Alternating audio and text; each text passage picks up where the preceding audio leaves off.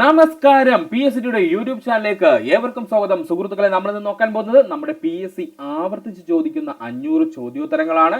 വെറുതെ നമ്മൾ ചോദ്യോത്തരങ്ങൾ പറഞ്ഞു പോവുകയല്ല, കൃത്യമായി ടോപ്പിക് വൈസ് തിരിച്ച് കേരള PSC ചോദിക്കുന്ന പ്രധാനപ്പെട്ട 100 ക്വസ്റ്റ്യൻസ് വീതമാണ് നമ്മൾ പറയാൻ പോകുന്നത്. അപ്പോൾ നമുക്ക് സമയം കളയേണ്ട, ക്ലാസ്സിലേക്ക് പോകാം. ഈ വീഡിയോ കാണുന്ന എല്ലാ സുഹൃത്തുക്കളും നമ്മുടെ ചാനൽ ഒന്ന് സബ്സ്ക്രൈബ് ചെയ്ത് സഹായിക്കുക. അതിനോടൊപ്പം തന്നെ നിങ്ങൾക്ക് ഉപയോഗപ്രദമാണെന്ന് തോന്നിക്കഴിഞ്ഞാൽ നിങ്ങളുടെ സുഹൃത്തുക്കൾ കൂടി ഒന്ന് ഷെയർ ചെയ്ത് കൊടുക്കുക. നമ്മൾ 50,000 സബ്സ്ക്രൈബേഴ്സ് എത്താറായിരിക്കുന്നു. അപ്പൊ നിങ്ങളുടെ എല്ലാവരുടെയും സപ്പോർട്ട് ഉണ്ടെങ്കിൽ നമുക്ക് 50,000 സബ്സ്ക്രൈബേഴ്സിനെ തികയ്ക്കാൻ കഴിയും.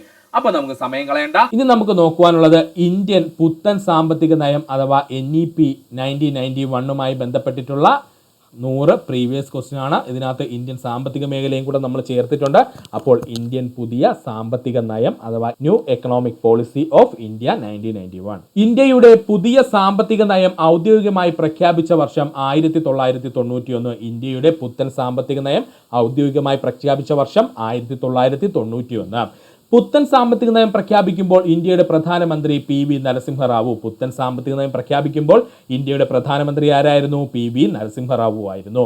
പുത്തൻ സാമ്പത്തിക നയം പ്രഖ്യാപിക്കുമ്പോൾ ഇന്ത്യയുടെ ധനമന്ത്രി ഡോക്ടർ മൻമോഹൻ സിംഗ് ആയിരുന്നു. പുത്തൻ സാമ്പത്തിക നയം പ്രഖ്യാപിക്കുമ്പോൾ ഇന്ത്യയുടെ ധനമന്ത്രി ആരായിരുന്നു? ഡോക്ടർ മൻമോഹൻ സിംഗ് ആയിരുന്നു. 1991 സാമ്പത്തിക പരിഷ്കാരങ്ങളുടെ പ്രധാന ഘടകങ്ങൾ ഏതൊക്കെയെന്ന് ചോദിച്ചാൽ ഉദാരവൽക്കരണം, സ്വകാര്യവൽക്കരണം, ആഗോളവൽക്കരണം. ഓർക്കണം, 1991 സാമ്പത്തിക പരിഷ്കാരങ്ങളുടെ പ്രധാന ഘടകങ്ങൾ ഏതൊക്കെയെന്ന് ചോദിച്ചാൽ ഉദാരവൽക്കരണം, സ്വകാര്യവൽക്കരണം, ആഗോളവൽക്കരണം. പുത്തൻ സാമ്പത്തിക നയം നടപ്പിലാക്കാൻ ഇന്ത്യയെ പ്രേരിപ്പിച്ച പ്രധാന കാരണം എന്തായിരുന്നു? വിദേശ നാണ്യ കരുതൽ ശേഖരത്തിലെ കുറവായിരുന്നു. ഇമ്പോർട്ടൻ്റ് ആണ്. പുതിയ സാമ്പത്തിക നയം അല്ലെങ്കിൽ പുത്തൻ സാമ്പത്തിക നയം നടപ്പിലാക്കാൻ ഇന്ത്യയെ പ്രേരിപ്പിച്ച പ്രധാന കാരണം എന്തായിരുന്നു ചോദിച്ചാൽ വിദേശ നാണ്യ കരുതൽ ശേഖരത്തിലെ കുറവായിരുന്നു. 1991 സാമ്പത്തിക പ്രതിസന്ധിക്ക് കാരണമായ അന്താരാഷ്ട്ര സംഭവം 1990-91 കാലത്തിലെ ഗൾഫ് യുദ്ധം. ഇത് ഇമ്പോർട്ടൻ്റ് ആണ്. 1991 സാമ്പത്തിക പ്രതിസന്ധിക്ക് കാരണമായ അന്താരാഷ്ട്ര സംഭവം എന്നറിയപ്പെടുന്നത് എന്താ? 1990-91 നടന്ന ഗൾഫ് യുദ്ധമാണ്. ഉദാരവൽക്കരണം എന്നതുകൊണ്ട് എന്താണ് അർത്ഥമാക്കുന്നത്? സമ്പദ് വ്യവസ്ഥയിലെ സർക്കാർ നിയന്ത്രണങ്ങളും തടസ്സങ്ങളും കുറയ്ക്കുന്നതിനെയാണ് ഉദാരവൽക്കരണം എന്നറിയപ്പെടുന്നത്. എന്താണ് ഉദാരവൽക്കരണം എന്ന് ചോദിച്ചു കഴിഞ്ഞാൽ സമ്പദ് വ്യവസ്ഥയിലെ സർക്കാർ നിയന്ത്രണങ്ങളും തടസ്സങ്ങളും കുറയ്ക്കുന്നതിനാണ് നമ്മൾ ഉദാരവൽക്കരണം എന്ന് പറയുന്നത്. ലൈസൻസ് രാജ് ഇല്ലാതാക്കിയത് ഏത് സാമ്പത്തിക പരിഷ്കരണത്തിന്റെ ഭാഗമായെന്ന് ചോദിച്ചാൽ അത് ഉദാരവൽക്കരണത്തിന്റെ ഭാഗമായാണ്. ലൈസൻസ് രാജ് ഇല്ലാതാക്കിയത് ഏത് സാമ്പത്തിക പരിഷ്കരണത്തിന്റെ ഭാഗമായെന്ന് ചോദിച്ചു കഴിഞ്ഞാൽ അത് ഉദാരവൽക്കരണത്തിന്റെ ഭാഗമായാണ്. സ്വകാര്യവൽക്കരണം എന്നതുകൊണ്ട് അർത്ഥമാക്കുന്നത് എന്താണ്? പൊതുമേഖലാ സ്ഥാപനങ്ങളിലെ സ്വകാര്യ മേഖലയിലേക്ക് കൈമാറുന്നതോ അവയിലെ സർക്കാർ ഓഹരികൾ വിറ്റഴിക്കുന്ന പ്രക്രിയയെ നമ്മൾ വിളിക്കുന്ന പേരാണ് സ്വകാര്യവൽക്കരണം എന്ന്. അപ്പോൾ എന്താ സ്വകാര്യവൽക്കരണം എന്ന് പറഞ്ഞാൽ പൊതുമേഖലാ സ്ഥാപനങ്ങളെ സ്വകാര്യ മേഖലയ്ക്ക് കൈമാറുന്നതോ അല്ലെങ്കിൽ അവയിലെ സർക്കാർ ഓഹരികൾ വിറ്റഴിക്കുന്നതോ ആയ പ്രക്രിയ അറിയപ്പെടുന്ന പേരാണ് സ്വകാര്യവൽക്കരണം. ഡിസ്ഇൻവെസ്റ്റ്മെന്റ് എന്നത് എന്ത് സാമ്പത്തിക പരിഷ്കരണവുമായി ബന്ധപ്പെട്ടിരിക്കുന്നു? സ്വകാര്യവൽക്കരണവുമായി ബന്ധപ്പെട്ടിരിക്കുന്നു. പുതിയ പുതിയ വേർഡുകൾ കിട്ടുമ്പോൾ പഠിച്ചോളണേ. ഡിസ്ഇൻവെസ്റ്റ്മെന്റ് എന്നത് ഏത് സാമ്പത്തിക പരിഷ്കരണവുമായി ബന്ധപ്പെട്ടിരിക്കുന്നു? സ്വകാര്യവൽക്കരണവുമായി ബന്ധപ്പെട്ടിരിക്കുന്നു. ആഗോളവൽക്കരണം കൊണ്ട് അർത്ഥമാക്കുന്നത് എന്താണ്? ലോക സമ്പദ് വ്യവസ്ഥയുമായി രാജ്യത്തിന്റെ സമ്പദ് വ്യവസ്ഥയെ കൂടുതൽ ബന്ധിപ്പിക്കുകയും വ്യാപാരം, നിക്ഷേപം, സാങ്കേതിക വിദ്യ എന്നിവയുടെ ഒഴുക്ക് സുഗമമാക്കുന്നതും ചെയ്യുന്നതാണ് ആഗോളവൽക്കരണം എന്നതുകൊണ്ട് അർത്ഥമാക്കുന്നത്. അപ്പോൾ ആഗോളവൽക്കരണം കൊണ്ട് എന്താ അർത്ഥമാക്കുന്നത്?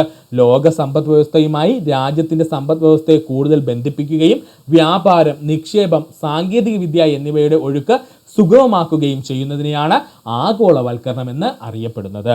വിദേശ വ്യാപാരത്തിന്റെ നിയന്ത്രണങ്ങൾ എടുത്തുകളഞ്ഞ് ഏത് സാമ്പത്തിക പരിഷ്കാരത്തിന്റെ ഭാഗമാണെന്ന് ചോദിച്ചു കഴിഞ്ഞാൽ ആഗോളവൽക്കരണത്തിന്റെ. വിദേശ വ്യാപാരത്തിന്റെ നിയന്ത്രണങ്ങൾ എടുത്തുകളഞ്ഞത് ഏത് സാമ്പത്തിക പരിഷ്കരണത്തിന്റെ ഭാഗമായ ആഗോളവൽക്കരണത്തിന്റെ. IMF അന്താരാഷ്ട്ര നാണയനിധിയിൽ നിന്നും ലോക ബാങ്കിൽ നിന്നും ഇന്ത്യ വായ്പ എടുത്തത് ഏത് പ്രതിസന്ധി മറികടക്കാനാണെന്ന് ചോദിച്ചാൽ 1991 വിദേശ നാണ്യ പ്രതിസന്ധി മറികടക്കാനാണ്.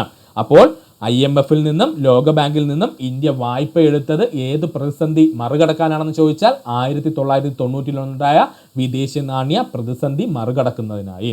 പുതിയ സാമ്പത്തിക നയം ആരംഭിക്കുമ്പോൾ റിസർവ് ബാങ്ക് ഗവർണർ ആരായിരുന്നു? S വെങ്കിട്ടരാമൻ ആയിരുന്നു. പുത്തൻ സാമ്പത്തിക നയം ആരംഭിക്കുമ്പോൾ റിസർവ് ബാങ്ക് ഗവർണർ ആരായിരുന്നു? S വെങ്കിട്ടരാമൻ ആയിരുന്നു. പുത്തൻ സാമ്പത്തിക നയത്തിന്റെ ഭാഗമായി ഇറക്കുമതി ചുങ്കം കുറച്ചു. അതെ, ഇറക്കുമതി ചുങ്കം കുറച്ചു. ഇങ്ങനെയുള്ള പോയിന്റ് ഓർക്കണം. പുത്തൻ സാമ്പത്തിക നയത്തിന്റെ ഭാഗമായിട്ട് ഇറക്കുമതി ചുങ്കം കുറച്ചിരുന്നു. വിദേശ നിക്ഷേപം പ്രോത്സാഹിപ്പിച്ചത് ഏത് നയത്തിന്റെ ഭാഗമായാണ്? ആഗോളവൽക്കരണത്തിന്റെ ഭാഗമായി. വിദേശ നിക്ഷേപം പ്രോത്സാഹിപ്പിച്ചത് ഏത് നയത്തിന്റെ ഭാഗമായാണ്? ആഗോളവൽക്കരണത്തിന്റെ ഭാഗമായാണ്. ഫിൽ അഥവാ ഫോറിൻ ഇൻസ്റ്റിറ്റ്യൂഷണൽ ഇൻവെസ്റ്റ്മെന്റ് എന്നത് ഉദാരവൽക്കരണ നയത്തിന് പ്രാധാന്യം ലഭിച്ചോ? അതെ, ഫിൽ അഥവാ ഫോറിൻ ഇൻസ്റ്റിറ്റ്യൂഷണൽ ഇൻവെസ്റ്റ്മെന്റ് എന്നതിന് ഉദാരവൽക്കരണ നയത്തിൽ പ്രാധാന്യം ലഭിച്ചിരുന്നു. FDI അഥവാ ഫോറിൻ ഡയറക്റ്റ് ഇൻവെസ്റ്റ്മെന്റ് നയത്തിൽ മാറ്റം വരുത്തിയത് എന്തിന്റെ ഭാഗമായാണ്? ആഗോളവൽക്കരണത്തിന്റെയും ഉദാരവൽക്കരണത്തിന്റെയും ഭാഗമായിട്ട്. FDI അഥവാ ഫോറിൻ ഡയറക്റ്റ് ഇൻവെസ്റ്റ്മെന്റ് നയത്തിൽ മാറ്റങ്ങൾ വരുത്തിയത് എന്തിന്റെ ഭാഗമായ? ആഗോളവൽക്കരണത്തിന്റെയും ഉദാരവൽക്കരണത്തിന്റെയും ഭാഗമായാണ്. പൊതുമേഖലാ സ്ഥാപനങ്ങളുടെ പങ്ക് കുറയ്ക്കാൻ ശ്രമിച്ചത് ഏത് പരിഷ്കരണത്തിലാണ്? സ്വകാര്യവൽക്കരണത്തിലാണ്. പൊതുമേഖലാ സ്ഥാപനങ്ങളുടെ പങ്ക് കുറയ്ക്കാൻ ശ്രമിച്ചത് ഏത് പരിഷ്കരണത്തിന്റെ ഭാഗമായ? സ്വകാര്യവൽക്കരണത്തിന്റെ ഭാഗമായാണ്. ബാങ്കിംഗ് മേഖലയിൽ പരിഷ്കാരങ്ങൾ കൊണ്ടുവന്നത് ഏത് നയത്തിന്റെ ഭാഗമായാണ്? ഉദാരവൽക്കരണത്തിന്റെ ഭാഗമായി. ബാങ്കിംഗ് മേഖലയിൽ പരിഷ്കാരങ്ങൾ കൊണ്ടുവന്നത് ഏത് നയത്തിന്റെ ഭാഗമായ? ഉദാരവൽക്കരണത്തിന്റെ ഭാഗമായാണ്. 1991 മുമ്പ് ഇന്ത്യ സ്വീകരിച്ചിരുന്ന സാമ്പത്തിക നയം പൊതുവെ എങ്ങനെയാണ് അറിയപ്പെട്ടിരുന്നത്? ലൈസൻസ്, പെർമിറ്റ്, ക്വാട്ട രാജ് അല്ലെങ്കിൽ ഇൻവേർഡ് ലുക്കിംഗ് പോളിസി. ഓർക്കണം, 1991 മുമ്പ് ഇന്ത്യ സ്വീകരിച്ചിരുന്ന സാമ്പത്തിക നയം പൊതുവെ എങ്ങനെ അറിയപ്പെട്ടിരുന്നു? ലൈസൻസ്, പെർമിറ്റ്, ക്വാട്ട രാജ് അല്ലെങ്കിൽ നമുക്ക് അവനെ വിളിക്കാം ഇൻവേർഡ് ലുക്കിംഗ് പോളിസി എന്ന്. എന്തെന്നാണ് ഇൻവേർഡ് ലുക്കിംഗ് പോളിസി എന്ന്? ഇന്ത്യക്ക് ലോക വ്യാപാര സംഘടനയുടെ സ്ഥാപക അംഗമാകാൻ കഴിഞ്ഞത് ഏത് സാമ്പത്തിക പരിഷ്കരണത്തിന്റെ ഭാഗമായാണ്? ആഗോളവൽക്കരണത്തിന്റെ ഭാഗമായി. ഇന്ത്യക്ക് ലോക വ്യാപാര സംഘടനയുടെ സ്ഥാപക അംഗമാകാൻ കഴിഞ്ഞത് ഏത് സാമ്പത്തിക പരിഷ്കരണത്തിന്റെ ഭാഗമാണെന്ന് ചോദിച്ചാൽ ആഗോളവൽക്കരണത്തിന്റെ ഭാഗമായി. ഇന്ത്യൻ രൂപയുടെ മൂല്യം കുറച്ചത് ഏത് വർഷമാണ്? 1991 ജൂലൈ 1. ഇന്ത്യൻ രൂപയുടെ മൂല്യം കുറച്ചത് ഏത് വർഷമാണ്? 1991 ജൂലൈ 1. രൂപയുടെ മൂല്യം കുറച്ചത് എന്തിനു വേണ്ടിയായിരുന്നു? കയറ്റുമതി പ്രോത്സാഹിപ്പിക്കാനും ഇറക്കുമതി കുറയ്ക്കാനും. ഇന്ത്യൻ രൂപയുടെ മൂല്യം കുറച്ചത് എന്തിനു വേണ്ടിയായിരുന്നു? കയറ്റുമതി പ്രോത്സാഹിപ്പിക്കാനും ഇറക്കുമതി കുറയ്ക്കാനും. സാമ്പത്തിക നയത്തിന്റെ ഭാഗമായി പൊതുമേഖലാ സ്ഥാപനങ്ങളുടെ ലാഭക്ഷമത വർദ്ധിപ്പിക്കാൻ ശ്രമിച്ചോ? അതെ, തീർച്ചയായും ശ്രമിച്ചിട്ടുണ്ട്. സാമ്പത്തിക നയത്തിന്റെ ഭാഗമായി പൊതുമേഖലാ സ്ഥാപനങ്ങളുടെ ലാഭക്ഷമത വർദ്ധിപ്പിക്കാൻ ശ്രമിച്ചിട്ടുണ്ട്. പൊതുമേഖലാ സ്ഥാപനങ്ങളുടെ ഓഹരികൾ വിറ്റഴിക്കുന്നതിലൂടെ ലഭിക്കുന്ന വരുമാനം എന്തിനാണ് ഉപയോഗിച്ചത്? സർക്കാർ കടം കുറയ്ക്കുന്നതിനും വികസന പ്രവർത്തനങ്ങൾക്കും. പൊതുമേഖലാ സ്ഥാപനങ്ങളുടെ ഓഹരികൾ വിറ്റഴിക്കുന്നതിലൂടെ ലഭിക്കുന്ന വരുമാനം എന്തിനാണ് ഉപയോഗിച്ചത്? സർക്കാർ കടം കുറയ്ക്കുന്നതിനും വികസന പ്രവർത്തനങ്ങൾക്കും. വ്യവസായ ലൈസൻസിംഗ് സമ്പ്രദായം നിർത്തലാക്കിയത് ഏത് നയത്തിന്റെ ഭാഗമായാണ്? ഉദാരവൽക്കരണത്തിന്റെ ഭാഗമായി. വ്യവസായ ലൈസൻസിംഗ് സമ്പ്രദായം നിർത്തലാക്കിയത് ഏത് നയത്തിന്റെ ഭാഗമായാണ്? ഉദാരവൽക്കരണത്തിന്റെ ഭാഗമായാണ്. ചെറുകിട വ്യവസായങ്ങൾക്കുള്ള സംഭരണം ഏത് നയത്തിന്റെ ഭാഗമായി എടുത്തുകളഞ്ഞു? ഉദാരവൽക്കരണത്തിന്റെ ഭാഗമായി. ചെറുകിട വ്യവസായങ്ങൾക്കുള്ള സംവരണം ഏത് നയത്തിന്റെ ഭാഗമായ എടുത്തുകളഞ്ഞത്? ഉദാരവൽക്കരണത്തിന്റെ ഭാഗമായി. വിദേശ നിക്ഷേപം ആകർഷിക്കാൻ കൊണ്ടുവന്ന പുതിയ ബോർഡായിരുന്നു ഫോറിൻ ഇൻവെസ്റ്റ്മെന്റ് പ്രൊമോഷൻ ബോർഡ്. ഇതിപ്പോൾ നിലവിലില്ല. പുതിയ സാമ്പത്തിക നയം ഇന്ത്യൻ സമ്പദ് വ്യവസ്ഥയുടെ വളർച്ചയെ എങ്ങനെ ബാധിച്ചു? വളർച്ചാ നിരക്ക് വർദ്ധിച്ചു. സാമ്പത്തിക പരിഷ്കാരങ്ങൾക്ക് ശേഷം ഇന്ത്യയുടെ സേവന മേഖലയിൽ വളർച്ച ഉണ്ടായിട്ടുണ്ടോ? അതെ, പ്രത്യേകിച്ച് വിവര സാങ്കേതിക വിദ്യയിൽ അല്ലെങ്കിൽ മേഖലയിൽ വളർച്ച ഉണ്ടായത് പുത്തൻ സാമ്പത്തിക പരിഷ്കരണം വന്നതിന് ശേഷമാണ്. അപ്പോൾ സാമ്പത്തിക പരിഷ്കരണങ്ങൾക്ക് ശേഷം ഇന്ത്യയുടെ സേവന മേഖലയ്ക്ക് വളർച്ച ഉണ്ടായോ എന്ന് ചോദിച്ചാൽ വളർച്ചയുണ്ടായി. പ്രത്യേകിച്ച് വിവര സാങ്കേതിക വിദ്യാ മേഖലയിലാണ് കൂടുതലായിട്ട് വളർച്ചയുണ്ടായത്. പുത്തൻ സാമ്പത്തിക നയം ദാരിദ്ര്യം കുറയ്ക്കാൻ സഹായിച്ചോ? ദാരിദ്ര്യ നിരക്കിൽ കുറവുണ്ടായിട്ടുണ്ട്. എന്നാൽ ഇത് വിമർശനങ്ങൾക്ക് വിധേയമായാണ് ഇപ്പോഴും പറയപ്പെടുന്നത്. പുത്തൻ സാമ്പത്തിക നയം ദാരിദ്ര്യം കുറയ്ക്കാൻ സഹായിച്ചോ എന്ന് ചോദിച്ചാൽ ഒരു പരിധിവരെ ദാരിദ്ര്യം കുറയ്ക്കാൻ സഹായിച്ചിട്ടുണ്ട്. എന്നാൽ ഇപ്പോഴും അത് വിമർശനങ്ങൾക്ക് വിധേയമായി തന്നെ തുടരുകയാണ്. നയപരമായ മാറ്റങ്ങൾ കാർഷിക മേഖലയെ എങ്ങനെ ബാധിച്ചു? കാർഷിക മേഖലയ്ക്ക് കാര്യമായ നേട്ടമുണ്ടാക്കാനായില്ല എന്ന വിമർശനമുണ്ട്. നയപരമായ മാറ്റങ്ങൾ അല്ലെങ്കിൽ ഈ പറഞ്ഞ പുത്തൻ സാമ്പത്തിക നയം മൂലം കാർഷിക മേഖലയ്ക്ക് എന്തെങ്കിലും മാറ്റം ഉണ്ടായോ എന്ന് ചോദിച്ചാൽ കാർഷിക മേഖലയ്ക്ക് കാര്യമായ നേട്ടങ്ങൾ ഉണ്ടായിട്ടില്ല. ഇൻഫ്രാസ്ട്രക്ചർ മേഖലയിൽ സ്വകാര്യ നിക്ഷേപം പ്രോത്സാഹിപ്പിച്ചത് ഏത് നയത്തിന്റെ ഭാഗമായാണ്? ഉദാരവൽക്കരണത്തിന്റെയും സ്വകാര്യവൽക്കരണത്തിന്റെയും ഭാഗമായി. ഇൻഫ്രാസ്ട്രക്ചർ മേഖലയിൽ സ്വകാര്യ നിക്ഷേപം പ്രോത്സാഹിപ്പിച്ചത് ഏത് നയത്തിന്റെ ഭാഗമായ? ഉദാരവൽക്കരണം അതുപോലെ തന്നെ സ്വകാര്യവൽക്കരണത്തിന്റെ ഭാഗമായി. പുതിയ സാമ്പത്തിക നയം ഇന്ത്യയുടെ വിദേശ വ്യാപാര വർധനവ് വരുത്തിയോ? അതെ, പുത്തൻ സാമ്പത്തിക നയം മൂലം ഇന്ത്യയുടെ വിദേശ വ്യാപാരത്തിൽ വർധനവ് ഉണ്ടായി. ഇറക്കുമതി ലൈസൻസിംഗ് നിർത്തലാക്കിയത് ഏത് നയത്തിന്റെ ഭാഗമായാണ്? ഉദാരവൽക്കരണത്തിന്റെ ഭാഗമായി. ഇറക്കുമതി ലൈസൻസിംഗ് നിർത്തലാക്കിയത് ഏത് നയത്തിന്റെ ഭാഗമായ? ഉദാരവൽക്കരണത്തിന്റെ ഭാഗമായി. സാമ്പത്തിക പരിഷ്കാരങ്ങൾക്ക് ശേഷം സാമ്പത്തിക അസമത്വങ്ങൾ വർദ്ധിച്ചോ? തീർച്ചയായും വർദ്ധിച്ചിരുന്നു. സാമ്പത്തിക പരിഷ്കാരങ്ങൾക്ക് ശേഷം സാമ്പത്തിക അസമത്വങ്ങൾ വർദ്ധിച്ചിരുന്നു. ലോകബാങ്കിന്റെയും IMFന്റെയും ഘടനാപരമായ ക്രമീകരണ പരിപാടികൾ ഇന്ത്യയിൽ ബാധകമായിരുന്നു. ലോകബാങ്കിന്റെയും IMFന്റെയും ഘടനാപരമായ ക്രമീകരണ പരിപാടികളെല്ലാം ഇന്ത്യയിൽ ബാധകമായിരുന്നു. ധനക്കമ്മി അഥവാ ഫിസിക്കൽ ഡെഫിസിറ്റ് കുറയ്ക്കാൻ പുതിയ നയം ലക്ഷ്യമിട്ടോ? തീർച്ചയായിട്ടും ലക്ഷ്യമിട്ടിരുന്നു. നമ്മുടെ പുത്തൻ സാമ്പത്തിക നയം ധനക്കമ്മി അഥവാ ഫിസിക്കൽ ഡെഫിസിറ്റ് കുറയ്ക്കാനായിട്ട് നയങ്ങൾ ലക്ഷ്യമിട്ടിരുന്നു. നികുതി പരിഷ്കാരങ്ങൾ ഏത് നയത്തിന്റെ ഭാഗമാണ്? ഉദാരവൽക്കരണത്തിന്റെ ഭാഗം. നികുതി പരിഷ്കാരങ്ങൾ കൊണ്ടുവന്നത് ഏത് നയത്തിന്റെ ഭാഗമായ? ഉദാരവൽക്കരണത്തിന്റെ ഭാഗമായാണ്. 1991 പരിഷ്കാരങ്ങൾ ഇന്ത്യൻ സമ്പദ് വ്യവസ്ഥയിൽ ഒരു അടഞ്ഞ സമ്പദ് വ്യവസ്ഥയിൽ നിന്നും തുറന്ന സമ്പദ് വ്യവസ്ഥയിലേക്ക് മാറ്റാൻ സഹായിച്ചിരുന്നു. ഇമ്പോർട്ടൻ്റ് ആണ്.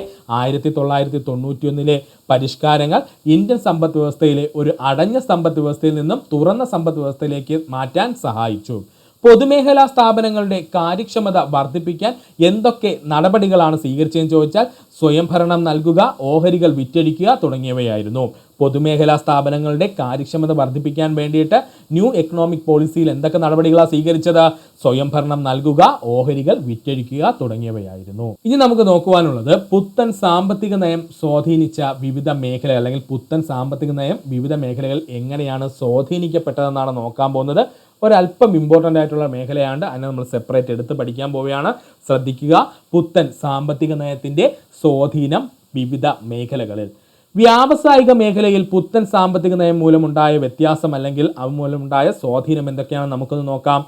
മിക്ക വ്യവസായങ്ങൾക്കും ലൈസൻസ് എടുക്കേണ്ട ആവശ്യമില്ലാതായി. ഇത് പുതിയ വ്യവസായങ്ങൾ തുടങ്ങുന്നത് എളുപ്പമാക്കി. മിക്ക വ്യവസായങ്ങൾക്കും ലൈസൻസ് എടുക്കേണ്ട ആവശ്യമില്ലാതായി. ഇത് പുതിയ വ്യവസായങ്ങൾ തുടങ്ങുന്നത് എളുപ്പമാക്കി. വ്യവസായങ്ങൾക്ക് അവരുടെ ഉൽപാദനശേഷി വർദ്ധിപ്പിക്കുന്നതിനുള്ള നിയന്ത്രണങ്ങൾ നീക്കി. വ്യവസായങ്ങൾക്ക് അവരുടെ ഉൽപാദനശേഷി വർദ്ധിപ്പിക്കുന്നതിനുള്ള നിയന്ത്രണങ്ങൾ നീക്കം ചെയ്യപ്പെട്ടു.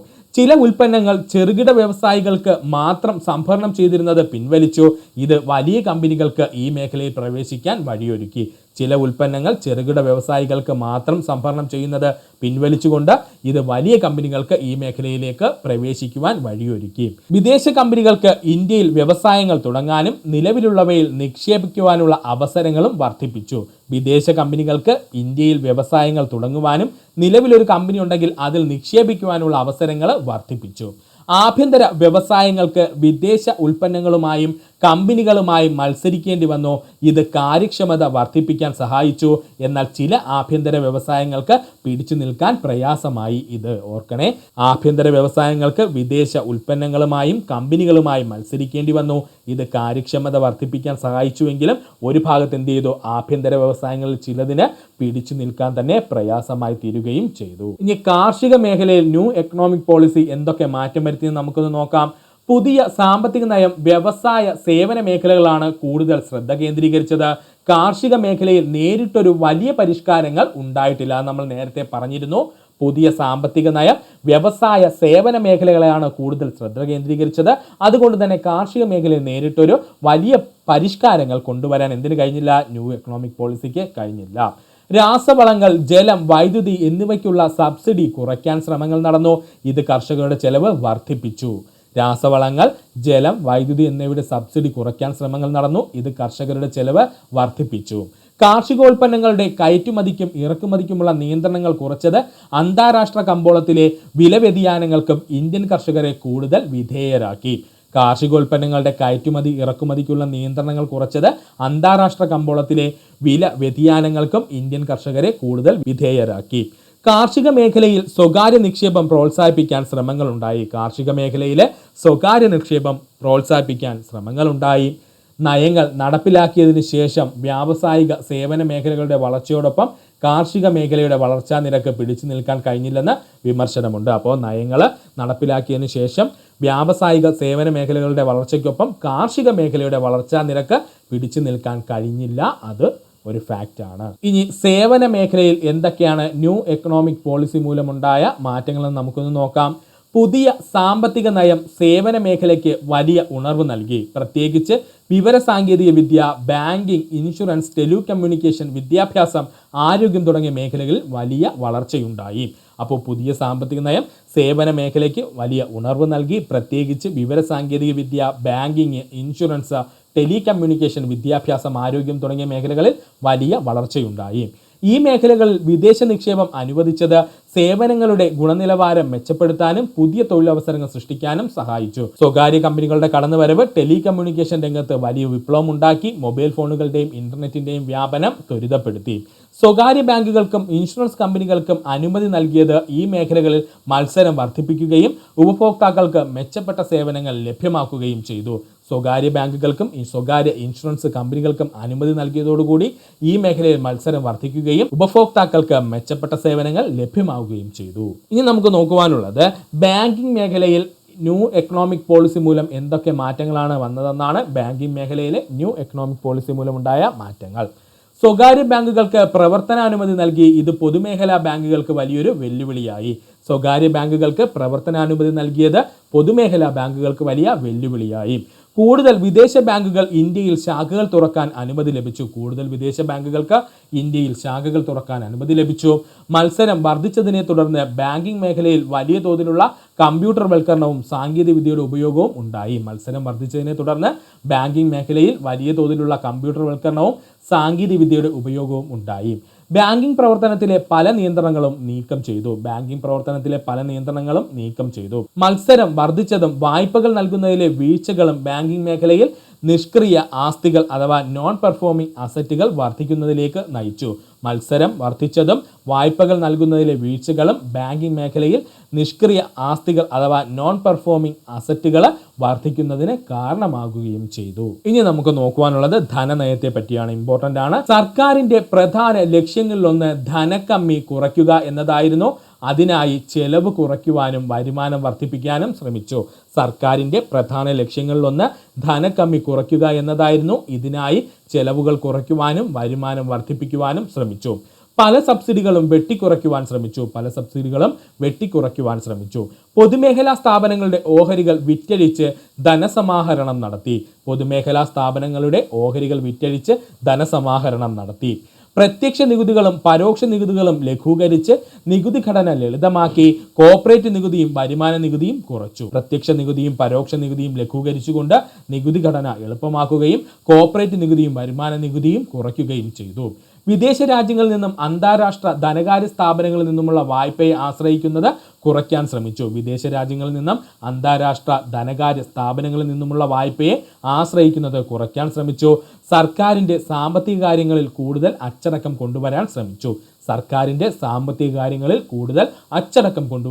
ശ്രമിച്ചു. ഓർക്കുക. ആദ്യമായി നമ്മൾ നോക്കാൻ പോകുന്നത് ഫിസിക്സിൽ നിന്നും പ്രകാശം എന്ന് പറയുന്ന ടോപ്പിക്കിലെ PSC പ്രീവിയസ് ആയി ചോദിച്ച 100 ക്വസ്റ്റ്യൻസ് ആണ്. ശ്രദ്ധിക്കുക. പ്രകാശം എന്ന ടോപ്പിക്കിൽ നിന്നുള്ള 100 പ്രീവിയസ് ക്വസ്റ്റ്യൻ. പ്രകാശം എന്നത് എന്താണ്? പ്രകാശം എന്നത് ഒരു ഊർജ്ജ രൂപമാണ്, അല്ലെങ്കിൽ നമുക്ക് പറയാം വൈദ്യുത കാന്തിക തരംഗമാണെന്ന്. പ്രകാശം എന്നത് എന്താണെന്ന് ചോദിച്ചാൽ ഇതൊരു ഊർജ്ജ രൂപമാണ്, അല്ലെങ്കിൽ നമുക്ക് പറയാം വൈദ്യുത കാന്തിക തരംഗമാണെന്ന്.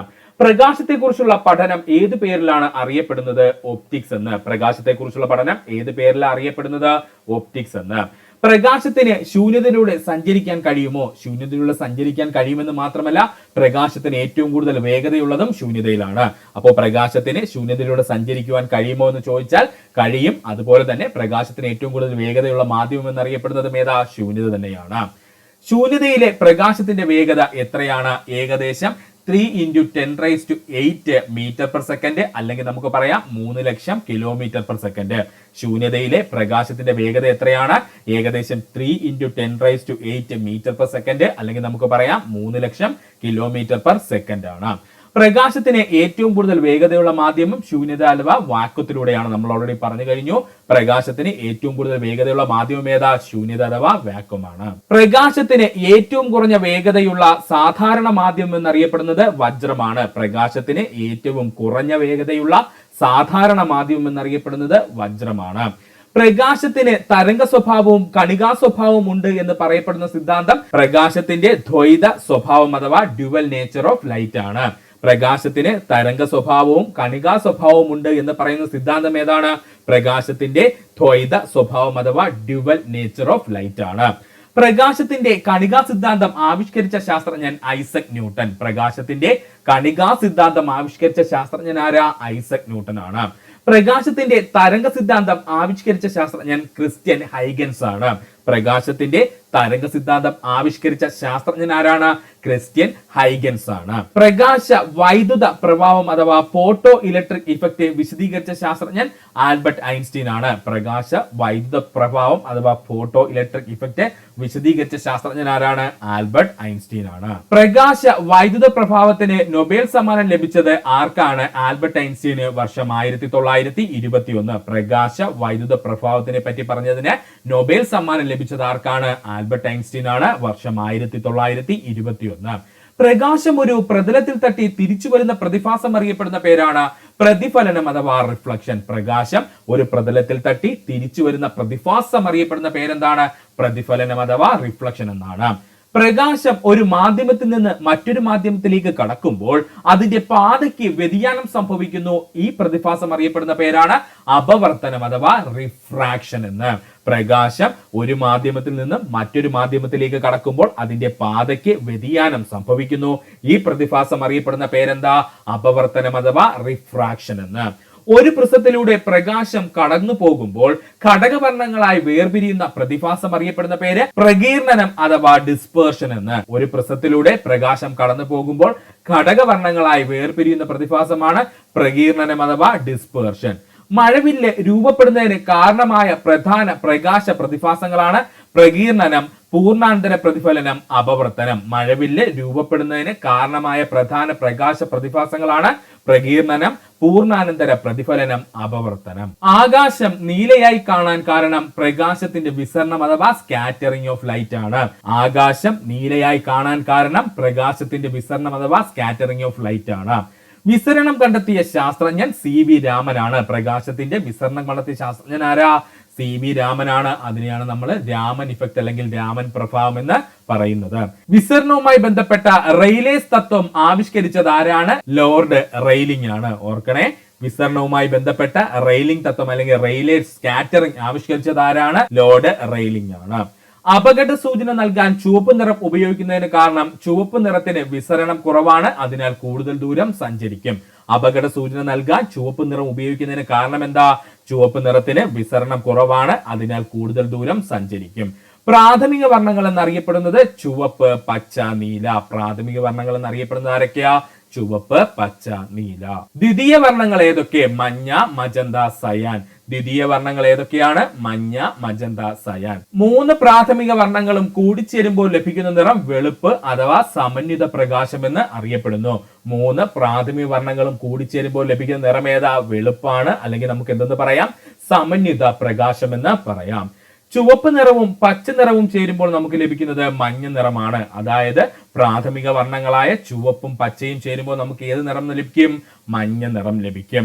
പ്രാഥമിക വർണ്ണങ്ങളായ പച്ചയും നീലയും ചേരുമ്പോൾ സയാൻ ലഭിക്കും. പ്രാഥമിക നിറങ്ങളായ പച്ചയും നീലയും ചേരുമ്പോൾ സയാൻ ലഭിക്കും. പ്രാഥമിക വർണ്ണങ്ങളായ ചുവപ്പും നീലയും ചേരുമ്പോൾ മജന്ത ലഭിക്കുന്നു.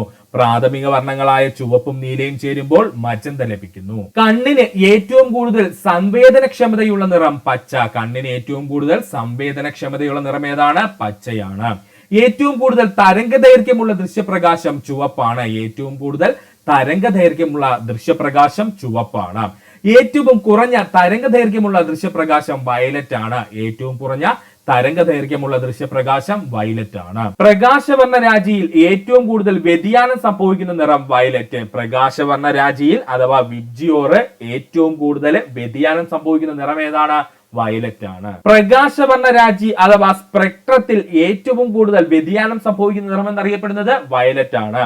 പ്രകാശവർണ്ണ രാജി അഥവാ സ്പെക്ട്രത്തിൽ ഏറ്റവും കൂടുതൽ വ്യതിയാനം സംഭവിക്കുന്ന നിറം എന്നറിയപ്പെടുന്നത് വയലറ്റ് ആണ്. പ്രകാശവർണ്ണ രാജിയിൽ ഏറ്റവും കുറവ് വ്യതിയാനം സംഭവിക്കുന്ന നിറം ചുവപ്പാണ്. പ്രകാശവർണ്ണ രാജിയിൽ ഏറ്റവും കുറവ് വ്യതിയാനം സംഭവിക്കുന്ന നിറം ചുവപ്പാണ്. പൂർണ്ണാന്തരിക പ്രതിഫലനം അഥവാ ടോട്ടൽ ഇന്റേണൽ റിഫ്ലക്ഷൻ എന്ന പ്രതിഭാസത്തിന് ഉദാഹരണം വജ്രത്തിന്റെ തിളക്കം, ഒപ്റ്റിക്കൽ ഫൈബർ, മരീചിക.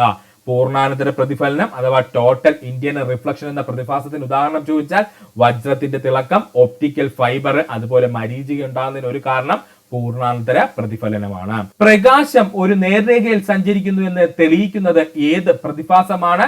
നിഴലുകൾ രൂപപ്പെടുന്നത്. പ്രകാശം ഒരു നേർരേഖയിൽ സഞ്ചരിക്കുന്നു എന്ന് തെളിയിക്കുന്നത് ഏത് പ്രതിഭാസമാണ്? നിഴലുകൾ രൂപപ്പെടുന്നത്. ദർപ്പണങ്ങളിൽ പ്രകാശത്തിന്റെ ഏത് പ്രതിഭാസമാണ് നടക്കുന്നത്? പ്രതിഫലനം. ദർപ്പണങ്ങളിൽ പ്രകാശത്തിന്റെ ഏത് പ്രതിഭാസമാണ് നടക്കുന്നത്? പ്രതിഫലനം. ലെൻസുകളിൽ പ്രകാശത്തിന്റെ ഏത് പ്രതിഭാസമാണ് നടക്കുന്നത്? അപവർത്തനം. ലെൻസുകളിൽ പ്രകാശത്തിന്റെ ഏത് പ്രതിഭാസമാണ് നടക്കുന്നത്? അപവർത്തനം. സമതല ദർപ്പണത്തിൽ രൂപപ്പെടുന്ന പ്രതിബിംബത്തിന്റെ സ്വഭാവം എങ്ങനെയായിരിക്കും? പ്രതിബിംബം നിവർന്നതായിരിക്കും, മിഥ്യാബിംബമായിരിക്കും, വസ്തുവിന്റെ അതേ വലിപ്പമുണ്ടായിരിക്കും, പാർശ്വിക വിപരീതമായിരിക്കും ഉണ്ടാകുന്ന പ്രതിബിംബം. അപ്പോ സമതല ദർപ്പണത്തിൽ രൂപപ്പെടുന്ന പ്രതിബിംബത്തിന്റെ സ്വഭാവം എങ്ങനെയായിരിക്കും? നിവർന്നതായിരിക്കും, മിഥ്യാബിംബമായിരിക്കും, വസ്തുവിന്റെ അതേ വലിപ്പമായിരിക്കും, പാർശ്വിക വിപരീതമായിരിക്കും ഉണ്ടാകുന്ന പ്രതിബിംബം. വാഹനങ്ങളുടെ റിവർവ്യൂ മിററായി ഉപയോഗിക്കുന്ന ദർപ്പണം കോൺവെക്സ് ദർപ്പണം. വാഹനങ്ങളുടെ റിവർവ്യൂ മിററായി ഉപയോഗിക്കുന്ന ദർപ്പണം കോൺവെക്സ് ദർപ്പണം. ഹെഡ്ലൈറ്റുകളിൽ ഉപയോഗിക്കുന്ന ദർപ്പണം കോൺകേവ് ദർപ്പണം. ഹെഡ്ലൈറ്റുകളിൽ ഉപയോഗിക്കുന്ന ദർപ്പണം കോൺകേവ് ദർപ്പണം. ദന്ത ഡോക്ടർമാർ ഉപയോഗിക്കുന്ന ദർപ്പണം കോൺകേവ് ദർപ്പണം. ദന്ത ഡോക്ടർമാർ ഉപയോഗിക്കുന്ന ദർപ്പണം ഏതാ? കോൺകേവ് ദർപ്പണമാണ്. ഷേവിംഗ് മിററായി ഉപയോഗിക്കുന്ന ദർപ്പണം കോൺകേവ് ദർപ്പണം. ഷേവിംഗ് മിററായി ഉപയോഗിക്കുന്ന ദർപ്പണം കോൺകേവ് ദർപ്പണം. ടെലിസ്കോപ്പിൽ ഉപയോഗിക്കുന്ന ലെൻസും മിററും ഏതൊക്കെയാണ്? ടെലിസ്കോപ്പിൽ ഉപയോഗിക്കുന്ന ലെൻസ് ചോദിച്ചു കഴിഞ്ഞാൽ അത് കോൺവെക്സ് ലെൻസും, ടെലിസ്കോപ്പിൽ ഉപയോഗിക്കുന്ന മിറർ എന്ന് ചോദിച്ചാൽ അത് കോൺകേവ് മിററുമാണ്. ഓർത്തോളനെ, ടെലിസ്കോപ്പിൽ ഉപയോഗിക്കുന്ന ലെൻസ് എന്ന് ചോദിച്ചാൽ കോൺവെക്സ് ലെൻസും, ടെലിസ്കോപ്പിൽ ഉപയോഗിക്കുന്ന മിറർ എന്ന് ചോദിച്ചാൽ അത് കോൺകേവ് മിററുമാണ്. ദീർഘദൃഷ്ടി അഥവാ ഹൈപ്പർ മെട്രോപ്പിയ പരിഹരിക്കാൻ ഉപയോഗിക്കുന്ന ലെൻസ് കോൺവെക്സ് ലെൻസ്. ദീർഘദൃഷ്ടി അഥവാ ഹൈപ്പർ മെട്രോപ്പിയ പരിഹരിക്കാൻ ഉപയോഗിക്കുന്ന ലെൻസ് ഏതാണ്? കോൺവെക്സ് ലെൻസ് ആണ്. ഹ്രസ്വദൃഷ്ടി അഥവാ മയോപ്പിയ പരിഹരിക്കാൻ ഉപയോഗിക്കുന്ന ലെൻസ് കോൺകേവ് ലെൻസ്. ഹ്രസ്വദൃഷ്ടി അഥവാ മയോപ്പിയ പരിഹരിക്കാൻ ഉപയോഗിക്കുന്ന ലെൻസ് കോൺകേവ് ലെൻസ്. ഒരു ലെൻസിന്റെ പവർ അളക്കുന്ന യൂണിറ്റ് ഡയോപ്റ്റർ. ഒരു ലെൻസിന്റെ പവർ അളക്കുന്ന യൂണിറ്റ് എന്താണ്? ഡയോപ്റ്റർ ആണ്. പ്രകാശത്തിന്റെ തീവ്രത അളക്കുന്ന യൂണിറ്റ് കാൻഡല. ഓർക്കണേ, പ്രകാശത്തിന്റെ തീവ്രത അളക്കുന്ന യൂണിറ്റ് കാൻഡലയാണ്. പ്രകാശത്തെ കുറിച്ചുള്ള പഠനത്തിന് ഫോട്ടോൺ എന്ന ആശയം അവതരിപ്പിച്ചത് ആൽബർട്ട് ഐൻസ്റ്റീൻ ആണ്. പ്രകാശത്തെ കുറിച്ചുള്ള പഠനത്തിന് ഫോട്ടോൺ എന്ന ആശയം അവതരിപ്പിച്ചത് ആൽബർട്ട് ഐൻസ്റ്റീൻ ആണ്. ഒരു സെക്കൻഡിൽ പ്രകാശം എത്ര ദൂരം സഞ്ചരിക്കുന്നു? ഏകദേശം 3 ലക്ഷം കിലോമീറ്റർ. ഒരു സെക്കൻഡിൽ പ്രകാശം എത്ര ദൂരം സഞ്ചരിക്കുമെന്ന് ചോദിച്ചാൽ ഏകദേശം 3 ലക്ഷം കിലോമീറ്റർ. സൂര്യപ്രകാശം ഭൂമിയിലെത്താൻ എടുക്കുന്ന സമയം ഏകദേശം 8 മിനിറ്റ് 20 സെക്കൻഡ്. സൂര്യപ്രകാശം ഭൂമിയിലെത്താൻ എടുക്കുന്ന സമയം ഏകദേശം 8 മിനിറ്റ് 20 സെക്കൻഡ്. ചന്ദ്രനിൽ നിന്നും പ്രകാശം ഭൂമിയിലെത്താൻ എടുക്കുന്ന സമയം ഏകദേശം 1.3 സെക്കൻഡ്. ചന്ദ്രനിൽ നിന്നും പ്രകാശം ഭൂമിയിലെത്താൻ എടുക്കുന്ന സമയം ഏകദേശം 1.3 സെക്കൻഡ്. പ്രകാശത്തെക്കാൾ വേഗത്തിൽ സഞ്ചരിക്കുന്ന ഒന്നുമില്ല എന്ന് പ്രസ്താവിച്ച സിദ്ധാന്തമാണ് ആപേക്ഷിക സിദ്ധാന്തം അഥവാ തിയറി ഓഫ് റിലേറ്റിവിറ്റി. പ്രകാശത്തെക്കാൾ വേഗതയിൽ സഞ്ചരിക്കുന്ന ഒന്നുമില്ല എന്ന് പ്രസ്താവിച്ച സിദ്ധാന്തമാണ് ആപേക്ഷികതാ സിദ്ധാന്തം അഥവാ തിയറി ഓഫ് റിലേറ്റിവിറ്റി. മഴവില്ലിൽ കാണുന്ന നിറങ്ങളുടെ ക്രമം വയലറ്റ്, ഇൻഡിഗോ, നീല, പച്ച, മഞ്ഞ, ഓറഞ്ച്, ചുവപ്പ് അല്ലെങ്കിൽ വിബ്ജിയോർ എന്ന് പഠിച്ചോളണം. മഴവില്ലിൽ കാണുന്ന നിറങ്ങളുടെ ക്രമം ചോദിച്ചാൽ വയലറ്റ്, ഇൻഡിഗോ, നീല, പച്ച, മഞ്ഞ, ഓറഞ്ച്, ചുവപ്പ് അല്ലെങ്കിൽ നമുക്ക് വിബ്ജിയോർ എന്ന് പറയാം. CV രാമന് നൊബേൽ സമ്മാനം ലഭിച്ച വർഷം 1930. CV രാമന് നൊബേൽ സമ്മാനം ലഭിച്ച വർഷം 1930 ആണ്. പ്രകാശം ഒരു മാധ്യമത്തിലൂടെ കടന്നു പോകുമ്പോൾ അതിന്റെ തരംഗ ദൈർഘ്യത്തെക്കാൾ ചെറിയ തടസ്സങ്ങളിൽ തട്ടി വളയുന്ന പ്രതിഭാസമാണ് വിഭങ്കനം അഥവാ ഡിഫ്രാക്ഷൻ എന്ന് പറയുന്നത്. പ്രകാശം ഒരു മാധ്യമത്തിലൂടെ കടന്നു പോകുമ്പോൾ അതിന്റെ തരംഗ ദൈർഘ്യത്തെക്കാൾ ചെറിയ തടസ്സങ്ങളിൽ തട്ടി വളയുന്ന പ്രതിഭാസം അറിയപ്പെടുന്ന പേരാണ് വിഭങ്കനം അഥവാ ഡിഫ്രാക്ഷൻ. CD, DVD-കളിൽ കാണുന്ന വർണ്ണങ്ങൾ പ്രകാശത്തിന്റെ ഏത് പ്രതിഭാസത്തിന് ഉദാഹരണമാണ്? വിഭങ്കനം അഥവാ ഡിഫ്രാക്ഷന് ഉദാഹരണമാണ്. CD, DVD ഡിസ്കുകളിൽ കാണുന്ന വർണ്ണങ്ങൾ പ്രകാശത്തിന്റെ ഏത് പ്രതിഭാസത്തിന് ഉദാഹരണമാണെന്ന് ചോദിച്ചാൽ വിഭങ്കനം അഥവാ ഡിഫ്രാക്ഷന് ഉദാഹരണമാണ്. പ്രകാശത്തിന്റെ ധ്രുവീകരണം അഥവാ പോളറൈസേഷൻ എന്താണ്? പ്രകാശ തരംഗങ്ങളുടെ കമ്പനം ഒരു പ്രത്യേക തലത്തിൽ പരിമിതപ്പെടുത്തുന്ന പ്രതിഭാസം അറിയപ്പെടുന്ന പേരാണ് പ്രകാശ ധ്രുവീകരണം അഥവാ ലൈറ്റ് പോളറൈസേഷൻ.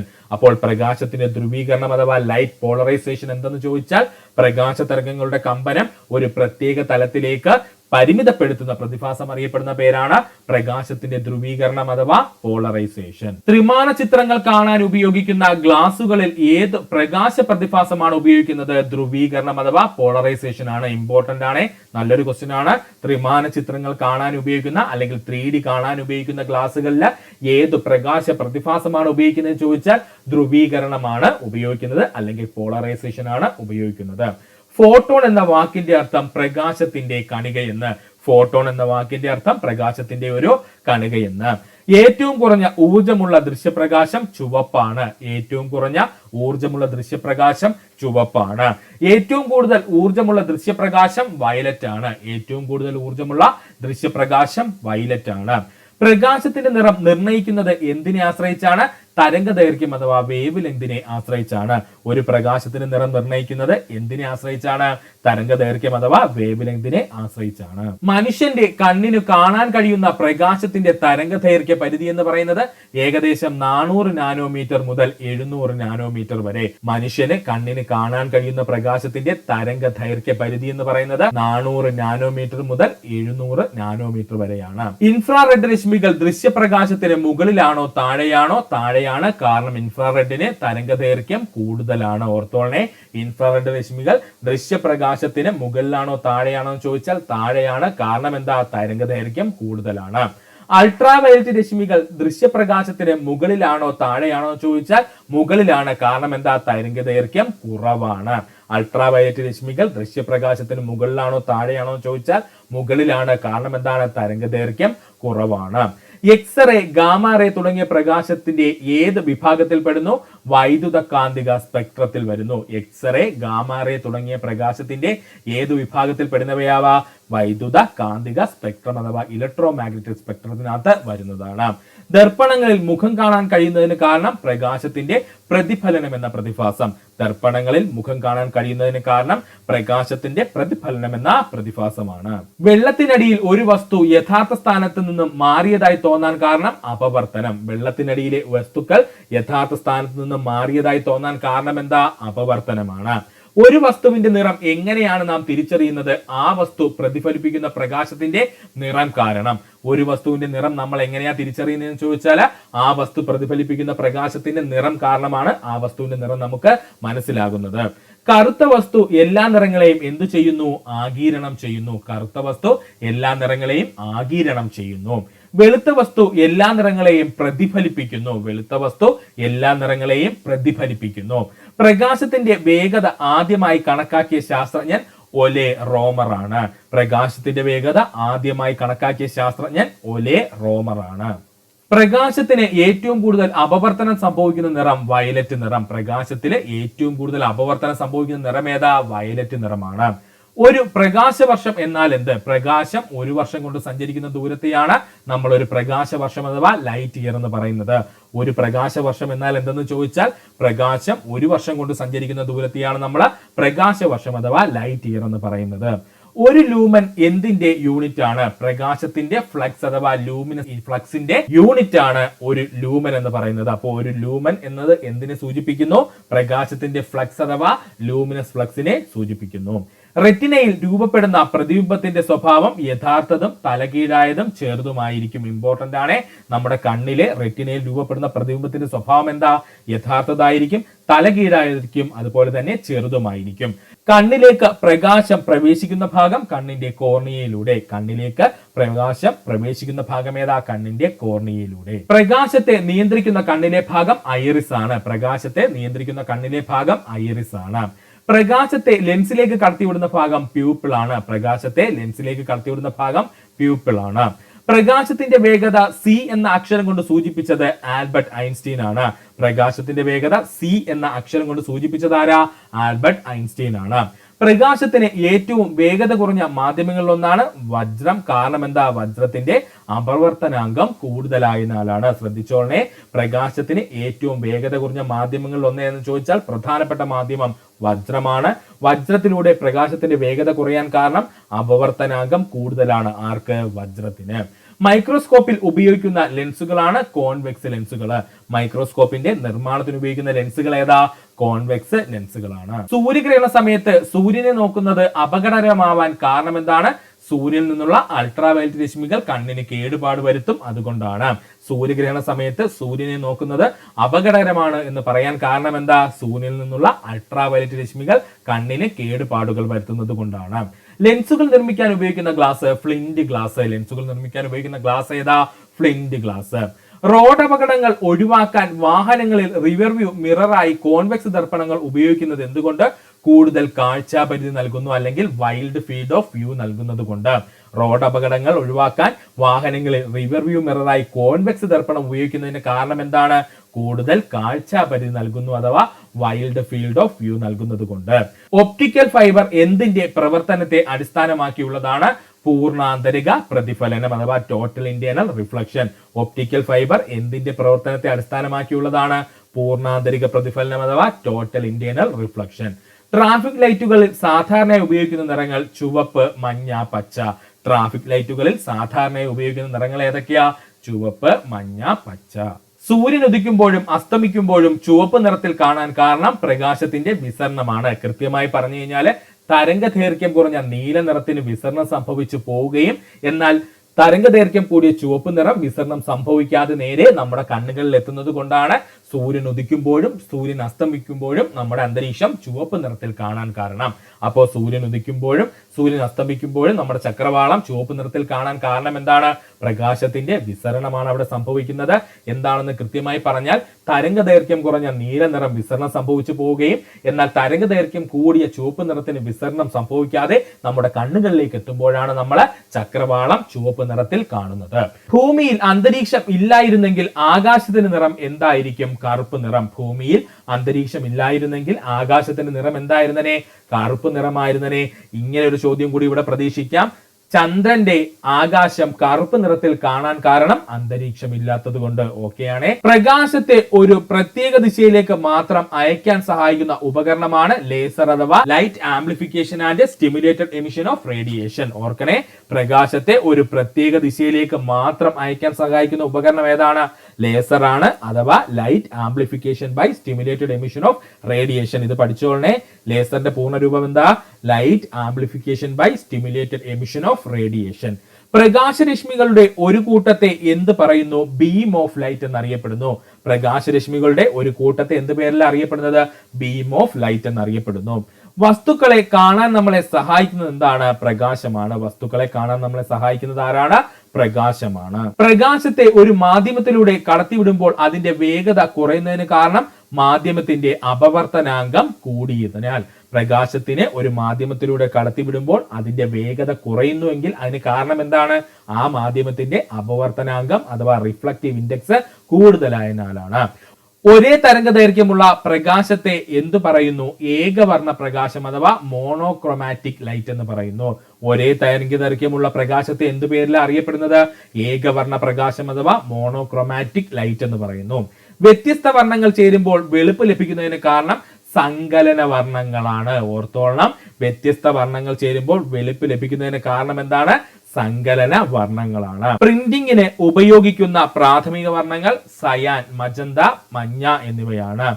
പ്രിന്റിങ്ങിന് ഉപയോഗിക്കുന്ന പ്രാഥമിക വർണ്ണങ്ങൾ സയാൻ, മജന്ത, മഞ്ഞ എന്നിവയാണ്. ഒരു വസ്തുവിന്റെ നിറം ആ വസ്തു ആഗിരണം ചെയ്യുന്ന പ്രകാശത്തെയാണോ പ്രതിഫലിപ്പിക്കുന്ന പ്രകാശത്തെയാണോ ആശ്രയിച്ചിരിക്കുന്നത്? പ്രതിഫലിപ്പിക്കുന്ന പ്രകാശത്തെ ആശ്രയിച്ചാണ് ഒരു വസ്തുവിന്റെ നിറം ഇരിക്കുന്നത്. തെറ്റിപ്പോവരുത്. ഒരു വസ്തുവിന്റെ നിറം ആ വസ്തു ആഗിരണം ചെയ്യുന്ന പ്രകാശത്തെയാണോ പ്രതിഫലിപ്പിക്കുന്ന പ്രകാശത്തെയാണോ ആശ്രയിച്ചിരിക്കുന്നതെന്ന് ചോദിച്ചാൽ പ്രതിഫലിപ്പിക്കുന്ന പ്രകാശത്തെ ആശ്രയിച്ചിരിക്കുന്നു. മഴവില്ല് എപ്പോഴും സൂര്യന് എതിർദിശയിലായിരിക്കും കാണാൻ കഴിയുന്നത്. എന്തുകൊണ്ടാണ്? പ്രകാശത്തിന്റെ പ്രതിഫലനവും അപവർത്തനവും അങ്ങനെയാണ് സംഭവിക്കുന്നത്. അതുകൊണ്ടാണ് മഴവില്ല് എപ്പോഴും സൂര്യന്റെ എതിർദിശയിലായിരിക്കും കാണാൻ കഴിയുന്നത്. അതിന് കാരണം എന്താണ്? പ്രകാശത്തിന്റെ പ്രതിഫലനവും അപവർത്തനവും എപ്പോഴും എതിർദിശയിൽ സംഭവിക്കുന്നത് കൊണ്ടാണ്. പ്രകാശത്തിന് ഏറ്റവും കുറഞ്ഞ ആവൃത്തിയുള്ള നിറം ചുവപ്പാണ്. പ്രകാശത്തിന് ഏറ്റവും കുറഞ്ഞ ആവൃത്തിയുള്ള നിറം ചുവപ്പാണ്. പ്രകാശത്തിന് ഏറ്റവും കൂടിയ ആവൃത്തിയുള്ള നിറം വയലറ്റ് ആണ്. പ്രകാശത്തിന് ഏറ്റവും കൂടിയ ആവൃത്തിയുള്ള നിറം വയലറ്റ് ആണ്. പ്രകാശത്തിന്റെ തരംഗ സ്വഭാവം തെളിയിക്കുന്ന പ്രധാന പ്രതിഭാസങ്ങളാണ് വിഭങ്കനം, വ്യതികരണം, ധ്രുവീകരണം. പ്രകാശത്തിന്റെ തരംഗ സ്വഭാവം തെളിയിക്കുന്ന പ്രധാന പ്രതിഭാസങ്ങൾ ഏതൊക്കെയാ? വിഭങ്കനം, വ്യതികരണം, ധ്രുവീകരണം. പ്രകാശത്തിന്റെ കണികാ സ്വഭാവം തെളിയിക്കുന്ന പ്രധാന പ്രതിഭാസമാണ് പ്രകാശ വൈദ്യുത പ്രഭാവം. പ്രകാശത്തിന്റെ കണികാ സ്വഭാവം തെളിയിക്കുന്ന പ്രധാന പ്രതിഭാസമാണ് പ്രകാശ വൈദ്യുത പ്രഭാവം. ഓർക്കുക. ഒന്നാം ലോക മഹായുദ്ധം ആരംഭിച്ച വർഷം 1914. ഒന്നാം ലോക മഹായുദ്ധം ആരംഭിച്ച വർഷം 1914. ഒന്നാം ലോക മഹായുദ്ധം അവസാനിച്ച വർഷം 1918. ഒന്നാം ലോക മഹായുദ്ധം അവസാനിച്ച വർഷം 1918. ഒന്നാം ലോക മഹായുദ്ധം ആരംഭിച്ച തീയതി 1914 ജൂലൈ 28. ഒന്നാം ലോക മഹായുദ്ധം ആരംഭിച്ച കൃത്യമായ തീയതി ചോദിച്ചാൽ 1914 ജൂലൈ 28. ഒന്നാം ലോക മഹായുദ്ധം അവസാനിച്ച തീയതി 1918 നവംബർ 11. ഒന്നാം ലോക മഹായുദ്ധം അവസാനിച്ച തീയതി 1918 നവംബർ 11. ഒന്നാം ലോക മഹായുദ്ധത്തിന്റെ പ്രധാന കാരണങ്ങൾ സാമ്രാജ്യത്വ മത്സരം, സൈനിക സഖ്യങ്ങൾ, തീവ്ര ദേശീയത. ഒന്നാം ലോക മഹായുദ്ധത്തിന്റെ പ്രധാന കാരണങ്ങൾ ചോദിച്ചാൽ സാമ്രാജ്യത്വ മത്സരം, സൈനിക സഖ്യങ്ങൾ, തീവ്ര ദേശീയത.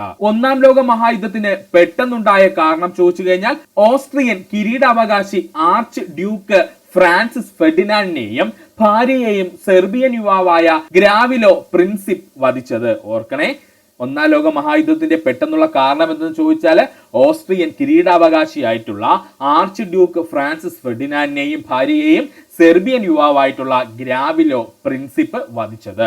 ആർച്ച് ഡ്യൂക്ക് ഫ്രാൻസിസ് ഫെർഡിനാൻഡിനെ വധിക്കപ്പെട്ട സ്ഥലം സരജേവോ. ഓർത്തോളനെ, ആർച്ച് ഡ്യൂക്ക് ഫ്രാൻസിസ് ഫെർഡിനാൻഡ് വധിക്കപ്പെട്ട പ്രദേശം ഏതാ? സരജേവോ.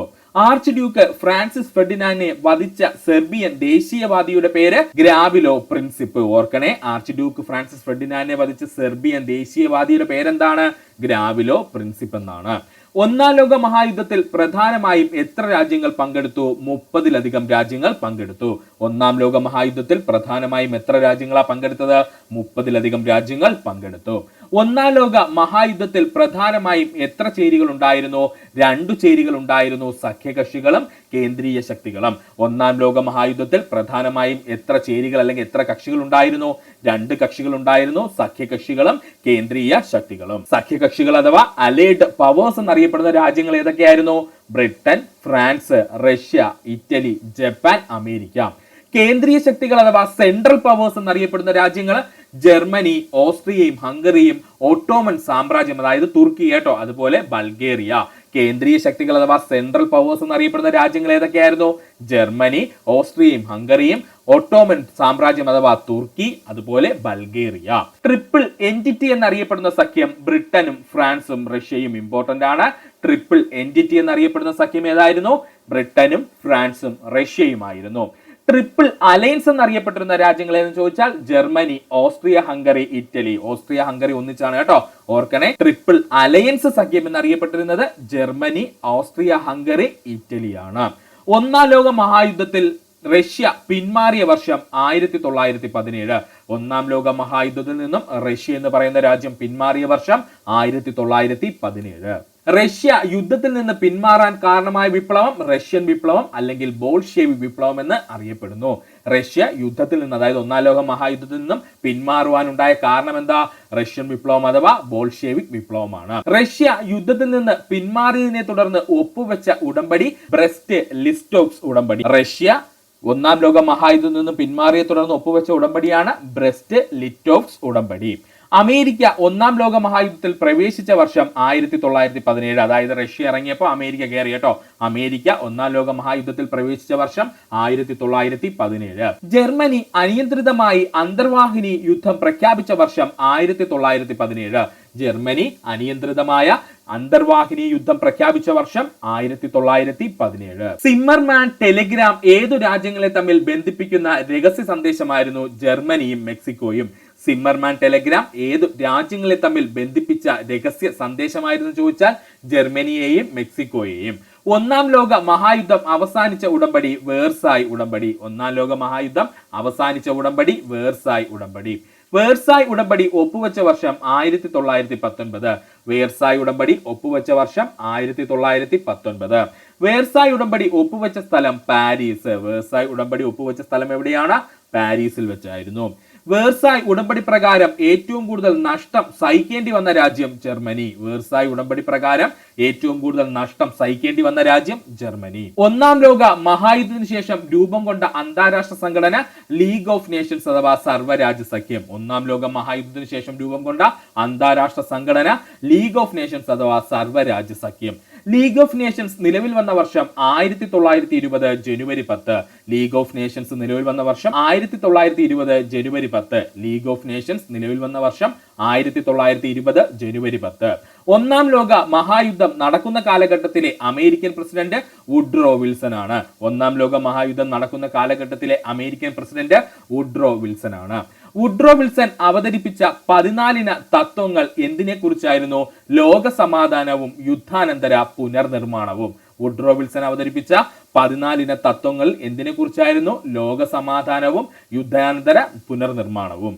ട്രെഞ്ച് യുദ്ധം ഏത് യുദ്ധത്തിന്റെ പ്രത്യേകതയാണ്? ഒന്നാം ലോക മഹായുദ്ധത്തിന്റെ പ്രത്യേകതയാണ്. ട്രെഞ്ച് യുദ്ധം ഏത് യുദ്ധത്തിന്റെ പ്രത്യേകതയാണെന്ന് ചോദിച്ചാൽ ഒന്നാം ലോക മഹായുദ്ധത്തിന്റെ പ്രത്യേകതയാണ്. ഒന്നാം ലോക മഹായുദ്ധത്തിൽ ആദ്യമായി വിഷവാതകം ഉപയോഗിച്ച രാജ്യം ജർമ്മനിയാണ്. ഒന്നാം ലോക മഹായുദ്ധത്തിൽ ആദ്യമായി വിഷവാതകം ഉപയോഗിച്ച രാജ്യം ജർമ്മനിയാണ്. ഒന്നാം ലോക മഹായുദ്ധത്തിൽ ആദ്യമായി ടാങ്കുകൾ ഉപയോഗിച്ച രാജ്യം ബ്രിട്ടനാണ്. ഒന്നാം ലോക മഹായുദ്ധത്തിൽ ആദ്യമായി ടാങ്കുകൾ ഉപയോഗിച്ച രാജ്യം ബ്രിട്ടനാണ്. ജർമ്മനിയുടെ സൈനിക തന്ത്രജ്ഞനായ ആൽഫ്രഡ് വോൺ ഷീഫാൻ ആവിഷ്കരിച്ച പദ്ധതിയാണ് ഷീഫാൻ പ്ലാന്. ജർമ്മനിയുടെ സൈനിക തന്ത്രജ്ഞനായിട്ടുള്ള ആൽഫ്രഡ് വോൺ ഷീഫാൻ ആവിഷ്കരിച്ച പദ്ധതിയാണ് ഷീഫാൻ പ്ലാൻ. ഒന്നാം ലോക മഹായുദ്ധം യൂറോപ്പിനെ ഏത് നിലയിൽ ബാധിച്ചു? വൻതോതിലുള്ള സാമ്പത്തിക തകർച്ച, രാഷ്ട്രീയ അസ്ഥിരത, സാമൂഹിക മാറ്റങ്ങള്. ഒന്നാം ലോക മഹായുദ്ധം യൂറോപ്പിനെ ഏത് നിലയിൽ ബാധിച്ചു എന്ന് ചോദിച്ചാൽ വൻതോതിലുള്ള സാമ്പത്തിക തകർച്ച, രാഷ്ട്രീയ അസ്ഥിരത ഉണ്ടാകുന്നു, സാമൂഹിക മാറ്റങ്ങൾക്ക് തുടക്കം കുറിക്കുന്നു. ഒന്നാം ലോക മഹായുദ്ധം അവസാനിച്ച ദിവസത്തെ എന്ത് പേരിൽ അറിയപ്പെടുന്നു? ആർമിസ്റ്റിസ് ദിനം. ഓർക്കണേ, ഒന്നാം ലോക മഹായുദ്ധം അവസാനിച്ച ദിവസത്തെ എന്ത് പേരിൽ അറിയപ്പെടുന്നത്? ആർമിസ്റ്റിസ് ദിനം. ഒന്നാം ലോക മഹായുദ്ധത്തിന് ശേഷം ഓസ്ട്രിയ ഹംഗറി സാമ്രാജ്യം എങ്ങനെയായി തീർന്നു? തകർന്ന പല രാജ്യങ്ങളായിട്ട് വിഭജിക്കപ്പെട്ടു. ആര്? ഓസ്ട്രിയയും ഹംഗറിയും. ഒന്നാം ലോക മഹായുദ്ധത്തിന് ശേഷം ഓസ്ട്രിയ ഹംഗറി സാമ്രാജ്യം എങ്ങനെയായി തീർന്നെന്ന് ചോദിച്ചാൽ തകർന്ന് പല രാജ്യങ്ങളായി വിഭജിക്കപ്പെട്ടു. ഒന്നാം ലോക മഹായുദ്ധത്തിന് ശേഷം ജർമ്മനിയിൽ അധികാരത്തിൽ വന്ന റിപ്പബ്ലിക്കാണ് വെയ്മർ റിപ്പബ്ലിക്. ഒന്നാം ലോക മഹായുദ്ധത്തിന് ശേഷം ജർമ്മനിയിൽ അധികാരത്തിൽ വന്ന റിപ്പബ്ലിക്കാണ് വെയ്മർ റിപ്പബ്ലിക്. ഒന്നാം ലോക മഹായുദ്ധത്തിന് ശേഷം ഒട്ടോമൻ സാമ്രാജ്യം എങ്ങനെയായി തീർന്നെന്ന് ചോദിച്ചാൽ തുർക്കി റിപ്പബ്ലിക്കായി മാറി. അതായത് ഓട്ടോമൻ സാമ്രാജ്യം തുർക്കി എന്ന് പറയുന്ന ഒരു റിപ്പബ്ലിക് രാജ്യമായിട്ട് മാറുന്നു. ഇതിന് സഹായിച്ചതാരാ? മുസ്തഫ കമാൽ പാഷയാണ്. ഓർത്തോളനെ, ഒന്നാം ലോക മഹായുദ്ധത്തിന് ശേഷം ഒട്ടോമൻ സാമ്രാജ്യത്തിന് എന്ത് സംഭവിച്ചു? അത് തുർക്കി എന്ന് പറയുന്ന ഒരു റിപ്പബ്ലിക് രാജ്യമായിട്ട് മാറി. ഇതിന് സഹായിച്ചതാരാ? മുസ്തഫ കമാൽ പാഷയായിരുന്നു. ഒന്നാം ലോക മഹായുദ്ധത്തിൽ ജർമ്മനിയുടെ കൈവശമുണ്ടായിരുന്ന പ്രദേശമായ അൽസൈറ്റ്സ് ലോറൈൻ യുദ്ധശേഷം ഏത് രാജ്യത്തിന് തിരികെ ലഭിച്ചു? ഫ്രാൻസിന്. ഒന്നാം ലോക മഹായുദ്ധത്തിൽ ജർമ്മനിയുടെ കൈവശമുണ്ടായിരുന്ന പ്രദേശമായ അൽസൈൻസ് ലൊറൈൻ യുദ്ധശേഷം ഏത് രാജ്യത്തിന് തിരികെ ലഭിച്ചു എന്ന് ചോദിച്ചാൽ അത് ഫ്രാൻസിന് തിരികെ ലഭിച്ചു. ഒന്നാം ലോക മഹായുദ്ധം ഒരു ഗ്രേറ്റ് വാർ എന്ന് അറിയപ്പെടാൻ കാരണം അക്കാലത്ത് ലോകം കണ്ട ഏറ്റവും വലുതും ഏറ്റവും നാശനഷ്ടവും ഉണ്ടാക്കിയ യുദ്ധമായിരുന്നു ഒന്നാം ലോക മഹായുദ്ധം. ഒന്നാം ലോക മഹായുദ്ധം ഒരു ഗ്രേറ്റ് വാർ ആണെന്ന് പറയാൻ കാരണം എന്തെന്ന് ചോദിച്ചാൽ അക്കാലത്ത് ലോകം കണ്ട ഏറ്റവും വലുതും ഏറ്റവും നാശനഷ്ടം ഉണ്ടാക്കിയതുമായ യുദ്ധമായിരുന്നു ഒന്നാം ലോക മഹായുദ്ധം. ഒന്നാം ലോക മഹായുദ്ധത്തിന് ഏകദേശം എത്ര സൈനികർ കൊല്ലപ്പെട്ടു എന്ന് ചോദിച്ചാൽ ഏകദേശം 9 ദശലക്ഷം, അതായത് 90 ലക്ഷം സൈനികർ കൊല്ലപ്പെട്ടു എന്നാണ് കണക്ക്. ഒന്നാം ലോക മഹായുദ്ധത്തിൽ ഏകദേശം എത്ര സൈനികർ കൊല്ലപ്പെട്ടു എന്ന് ചോദിച്ചാൽ ഏകദേശം 9 ദശലക്ഷം അല്ലെങ്കിൽ 90 ലക്ഷം പേര് കൊല്ലപ്പെട്ടു. ഒന്നാം ലോക മഹായുദ്ധത്തിലെ ഏറ്റവും വലിയ യുദ്ധങ്ങൾ എന്നറിയപ്പെടുന്നത് ഒന്ന് വെർഡൻ യുദ്ധവും മറ്റൊന്ന് സോം യുദ്ധവും. ഒന്നാം ലോക മഹായുദ്ധത്തിൽ ഏറ്റവും വലിയ യുദ്ധങ്ങൾ എന്നറിയപ്പെടുന്നത് ഒന്ന് വെർഡൻ യുദ്ധവും മറ്റൊന്ന് സോം യുദ്ധവും. റഷ്യയെ യുദ്ധത്തിൽ നിന്ന് പിന്മാറാൻ പ്രേരിപ്പിച്ച സാമ്പത്തിക കാരണങ്ങൾ: യുദ്ധം രാജ്യത്തിൽ വലിയ സാമ്പത്തിക ബാധ്യത വരുത്തിവെച്ചു, ഭക്ഷ്യക്ഷാമവും ജനങ്ങളുടെ എതിർപ്പും രൂക്ഷമാവുകയും ചെയ്തു. റഷ്യയെ യുദ്ധത്തിൽ നിന്ന്, അതായത് ഒന്നാം ലോക മഹായുദ്ധത്തിൽ നിന്നും പിന്മാറാൻ പ്രേരിപ്പിച്ച സാമ്പത്തിക കാരണങ്ങൾ എന്തെന്ന് ചോദിച്ചാൽ യുദ്ധം രാജ്യത്തിന് വലിയ സാമ്പത്തിക ബാധ്യത വരുത്തിവെച്ചു, ഭക്ഷ്യക്ഷാമം ഉണ്ടായി, ജനങ്ങളുടെ എതിർപ്പ് ശക്തമായി. ജർമ്മനി ബെൽജിയം ആക്രമിച്ച വർഷം 1914 ഓഗസ്റ്റ് 4. ജർമ്മനി ബെൽജിയത്തെ ആക്രമിച്ച വർഷം 1914 ഓഗസ്റ്റ് 4. ഒന്നാം ലോക മഹായുദ്ധത്തിൽ കടലിൽ നടന്ന പ്രധാന യുദ്ധമാണ് ജെറ്റ്ലാൻഡ്സ് യുദ്ധം. ഓർത്തോളനെ, ഒന്നാം ലോക മഹായുദ്ധത്തിന്റെ ഭാഗമായി കടലിൽ നടന്ന പ്രധാന യുദ്ധം എന്നറിയപ്പെടുന്നത് ജെറ്റ്ലാൻഡ് യുദ്ധം. ഏതാണ്? ജെറ്റ്ലാൻഡ് യുദ്ധം. ഒന്നാം ലോക മഹായുദ്ധത്തിൽ വ്യോമാക്രമണങ്ങൾക്ക് ഉപയോഗിച്ച ആയുധങ്ങളാണ് വിമാനങ്ങളും അതുപോലെ സെപ്പലിനുകളും. ഓർത്തോളനെ, ഒന്നാം ലോക മഹായുദ്ധത്തിൽ വ്യോമാക്രമണത്തിന് ഉപയോഗിച്ച ആയുധങ്ങൾ എന്ന് പറഞ്ഞാൽ വിമാനങ്ങളും സെപ്പലിനുകളുമാണ്. കിഴക്കൻ മുന്നണി അഥവാ ഈസ്റ്റേൺ ഫ്രണ്ട് യുദ്ധത്തിൽ പങ്കെടുത്ത പ്രധാന രാജ്യങ്ങൾ റഷ്യയും ജർമ്മനിയും. കിഴക്കൻ മുന്നണി എന്ന് അല്ലെങ്കിൽ ഈസ്റ്റേൺ ഫ്രണ്ട് യുദ്ധത്തിൽ പങ്കെടുത്ത പ്രധാന രാജ്യങ്ങൾ ഏതാണ്? റഷ്യയും ജർമ്മനിയും. പടിഞ്ഞാറൻ മുന്നണി അഥവാ വെസ്റ്റേൺ ഫ്രണ്ടിന്റെ ഭാഗമായി യുദ്ധത്തിൽ പങ്കെടുത്ത പ്രധാന രാജ്യങ്ങൾ ഫ്രാൻസ്, ബ്രിട്ടൻ, ജർമ്മനി. പടിഞ്ഞാറൻ മുന്നണി അഥവാ വെസ്റ്റേൺ ഫ്രണ്ട് യുദ്ധത്തിൽ പങ്കെടുത്ത പ്രധാന രാജ്യങ്ങൾ ചോദിച്ചാൽ അത് ഫ്രാൻസ്, ബ്രിട്ടൻ, ജർമ്മനി. ഒന്നാം ലോക മഹായുദ്ധത്തിൽ ജപ്പാൻ ഏത് കക്ഷിയോടൊപ്പമാണ് ചേർന്നതെന്ന് ചോദിച്ചാൽ സഖ്യകക്ഷികൾ അഥവാ അലൈഡ് പവേഴ്സിനോടൊപ്പം. ഒന്നാം ലോക മഹായുദ്ധത്തിൽ ജപ്പാൻ ഏത് കക്ഷികളോടൊപ്പമാണ് ചേർന്നതെന്ന് ചോദിച്ചാൽ സഖ്യകക്ഷികൾ അഥവാ അലൈഡ് പവേഴ്സിനോടൊപ്പം. 1917 റഷ്യ യുദ്ധത്തിൽ നിന്ന് പിന്മാറിയപ്പോൾ റഷ്യൻ കമാൻഡർ ഇൻ ചീഫ് ആയിരുന്ന നിക്കോളാസ് രണ്ടാമനാണ്. അദ്ദേഹമായിരുന്നു അന്നത്തെ റഷ്യൻ ചക്രവർത്തി. ഓർത്തോളനെ, 1917 റഷ്യ യുദ്ധത്തിൽ നിന്ന് പിന്മാറിയപ്പോൾ റഷ്യൻ കമാൻഡർ ഇൻ ചീഫ് ആരായിരുന്നു ചോദിച്ചാൽ നിക്കോളാസ് രണ്ടാമനായിരുന്നു. നിക്കോളാസ് രണ്ടാമൻ ആരാ? നമ്മുടെ ഒന്നാം ലോക മഹായുദ്ധം നടക്കുന്ന സമയത്ത് റഷ്യയുടെ ചക്രവർത്തിയായിരുന്നു. ഒന്നാം ലോക മഹായുദ്ധത്തിൽ സഖ്യകക്ഷികൾ ഏറ്റവും ശക്തമായ സൈനിക ശക്തി ആർക്കായിരുന്നു? ബ്രിട്ടൻ ആയിരുന്നു. കാരണമെന്ന് ബ്രിട്ടന് നാവിക ശക്തി ഉണ്ടായിരുന്നു. ഒന്നാം ലോക മഹായുദ്ധത്തിലെ സഖ്യകക്ഷികളിൽ ഏറ്റവും ശക്തമായ സൈനിക ശക്തി ആരായിരുന്നു? ബ്രിട്ടൻ ആയിരുന്നു. കാരണം എന്താ? ബ്രിട്ടന് നാവിക ശക്തി ഉണ്ടായിരുന്നു. ഒന്നാം ലോക മഹായുദ്ധത്തിലെ കേന്ദ്രീയ ശക്തികളിൽ ഏറ്റവും ശക്തമായ സൈനിക ശക്തി ആർക്കായിരുന്നു? ജർമ്മനിക്കായിരുന്നു. ഒന്നാം ലോക മഹായുദ്ധത്തിലെ കേന്ദ്രീയ ശക്തികളിൽ ഏറ്റവും ശക്തമായ സൈനിക ശക്തി ആരായിരുന്നു? ജർമ്മനി ആയിരുന്നു. ഒന്നാം ലോക മഹായുദ്ധത്തിൽ തുർക്കി ഏത് ഭാഗത്തായിരുന്നു? കേന്ദ്രീയ ശക്തികളുടെ ഭാഗമായിരുന്നു. ഒന്നാം ലോക മഹായുദ്ധത്തിൽ തുർക്കി ഏതിന്റെ ഭാഗമായിരുന്നു ചോദിച്ചാൽ കേന്ദ്രീയ ശക്തികളുടെ ഭാഗമായിരുന്നു. ഒന്നാം ലോക മഹായുദ്ധത്തിൽ ഇറ്റലി ആദ്യം ഏത് സഖ്യത്തിലായിരുന്നു? ട്രിപ്പിൾ അലയൻസിലായിരുന്നു. ഒന്നാം ലോക മഹായുദ്ധത്തിൽ ഇറ്റലി ആദ്യം ഏത് സഖ്യത്തിലായിരുന്നു? ട്രിപ്പിൾ അലയൻസിലായിരുന്നു. ഒന്നാം ലോക മഹായുദ്ധത്തിൽ ഇറ്റലി പിന്നീട് ഏത് കക്ഷിയോടൊപ്പമാണ് ചേർന്നതെന്ന് ചോദിച്ചാൽ സഖ്യകക്ഷികൾ അഥവാ അലൈഡ് പവേഴ്സിനോടൊപ്പം. ഒന്നാം ലോക മഹായുദ്ധത്തിൽ ഇറ്റലി പിന്നീട് ഏത് കക്ഷിയോടൊപ്പമാണ് ചേർന്നതെന്ന് ചോദിച്ചാൽ സഖ്യകക്ഷികൾ അഥവാ അലൈഡ് പവേഴ്സിനോടൊപ്പമാണ്. ഒന്നാം ലോക മഹായുദ്ധത്തിൽ ഇന്ത്യ ഏത് രാജ്യത്തെ പിന്തുണച്ചു? ബ്രിട്ടനെ. ഇമ്പോർട്ടന്റ് ആണ്. ഒന്നാം ലോക മഹായുദ്ധത്തിൽ ഇന്ത്യ ഏത് രാജ്യത്തെ പിന്തുണച്ചത്? ബ്രിട്ടനെ. ഒന്നാം ലോക മഹായുദ്ധത്തിൽ ഇന്ത്യയുടെ സംഭാവനകൾ എന്തൊക്കെയായിരുന്നു? ഒന്നാം ലോക മഹായുദ്ധത്തിൽ ഇന്ത്യയുടെ സംഭാവന എന്തൊക്കെയായിരുന്നു ചോദിച്ചാൽ സൈനിക സാമ്പത്തിക സഹായമായിരുന്നു. ഒന്നാം ലോക മഹായുദ്ധത്തിന് ശേഷം ബ്രിട്ടീഷ് സാമ്രാജ്യത്തിൽ എന്ത് മാറ്റം സംഭവിച്ചു? കോളനികൾക്ക് കൂടുതൽ സ്വാതന്ത്ര്യം ലഭിച്ചു തുടങ്ങി. സാമ്രാജ്യത്തിന്റെ ആധിപത്യം കുറഞ്ഞു വന്നു. ഒന്നാം ലോക മഹായുദ്ധത്തിന് ശേഷം ബ്രിട്ടീഷ് സാമ്രാജ്യത്തിന് എന്ത് മാറ്റം സംഭവിച്ചു? കോളനികൾക്ക് കൂടുതൽ സ്വാതന്ത്ര്യം ലഭിച്ചു തുടങ്ങി. സാമ്രാജ്യത്തിന്റെ ആധിപത്യം കുറഞ്ഞു. ഒന്നാം ലോക മഹായുദ്ധത്തിന് ശേഷം ഫ്രാൻസിന് തിരികെ ലഭിച്ച പ്രദേശങ്ങൾ അൽസെയിൻസ്, ലൊറൈൻസ്. ഒന്നാം ലോക മഹായുദ്ധത്തിന് ശേഷം ഫ്രാൻസിന് തിരികെ ലഭിച്ച പ്രദേശം ഏതായിരുന്നു? അൽസെയിൻസ്, ലൊറൈൻ ആയിരുന്നു. ഒന്നാം ലോക മഹായുദ്ധത്തിന്റെ ഫലമായി യൂറോപ്പിൽ നിന്നും ഉദയം ചെയ്ത പുതിയ രാജ്യങ്ങളാണ് Poland, Czechoslovakia, Yugoslavia, Finland, Lithuania, Estonia. ഓർത്തോളനെ, ഒന്നാം ലോക മഹായുദ്ധത്തിന്റെ ഫലമായി യൂറോപ്പിൽ നിന്നും ഉദയം ചെയ്ത പുതിയ രാജ്യങ്ങൾ ഏതൊക്കെയാ? Poland, Czechoslovakia, Yugoslavia, Finland, Lithuania, Estonia. ഒന്നാം ലോക മഹായുദ്ധത്തിലെ നോ മാൻസ് ലാൻഡ് എന്നതുകൊണ്ട് എന്താണ് അർത്ഥമാക്കുന്നത്? ട്രെഞ്ചുകൾക്കിടയിലുള്ള ആർക്കും അവകാശമില്ലാത്തതും അതീവ അപകടകരവുമായ പ്രദേശത്തെയാണ് എന്ത് പേരിൽ വിളിച്ചത്? നോ മാൻസ് ലാൻഡ് എന്ന്. ഒന്നാം ലോക മഹായുദ്ധത്തിലെ നോ മാൻസ് ലാൻഡ് എന്നതുകൊണ്ട് അർത്ഥമാക്കുന്നത് എന്താണ്? ട്രെഞ്ചുകൾക്കിടയിലുള്ള അവകാശമില്ലാത്തതും അതീവ അപകടകരവുമായ പ്രദേശങ്ങളെ. ഒന്നാം ലോക മഹായുദ്ധത്തിൽ സൈനിക ഉപയോഗിച്ച പുതിയ തരം കവചിത വാഹനം എന്ന് ചോദിച്ചാൽ ടാങ്ക് ആണ്. ഒന്നാം ലോക മഹായുദ്ധത്തിൽ സൈനികർ ഉപയോഗിച്ച ഒരു പുതിയ തരം കവചിത വാഹനം ടാങ്ക്.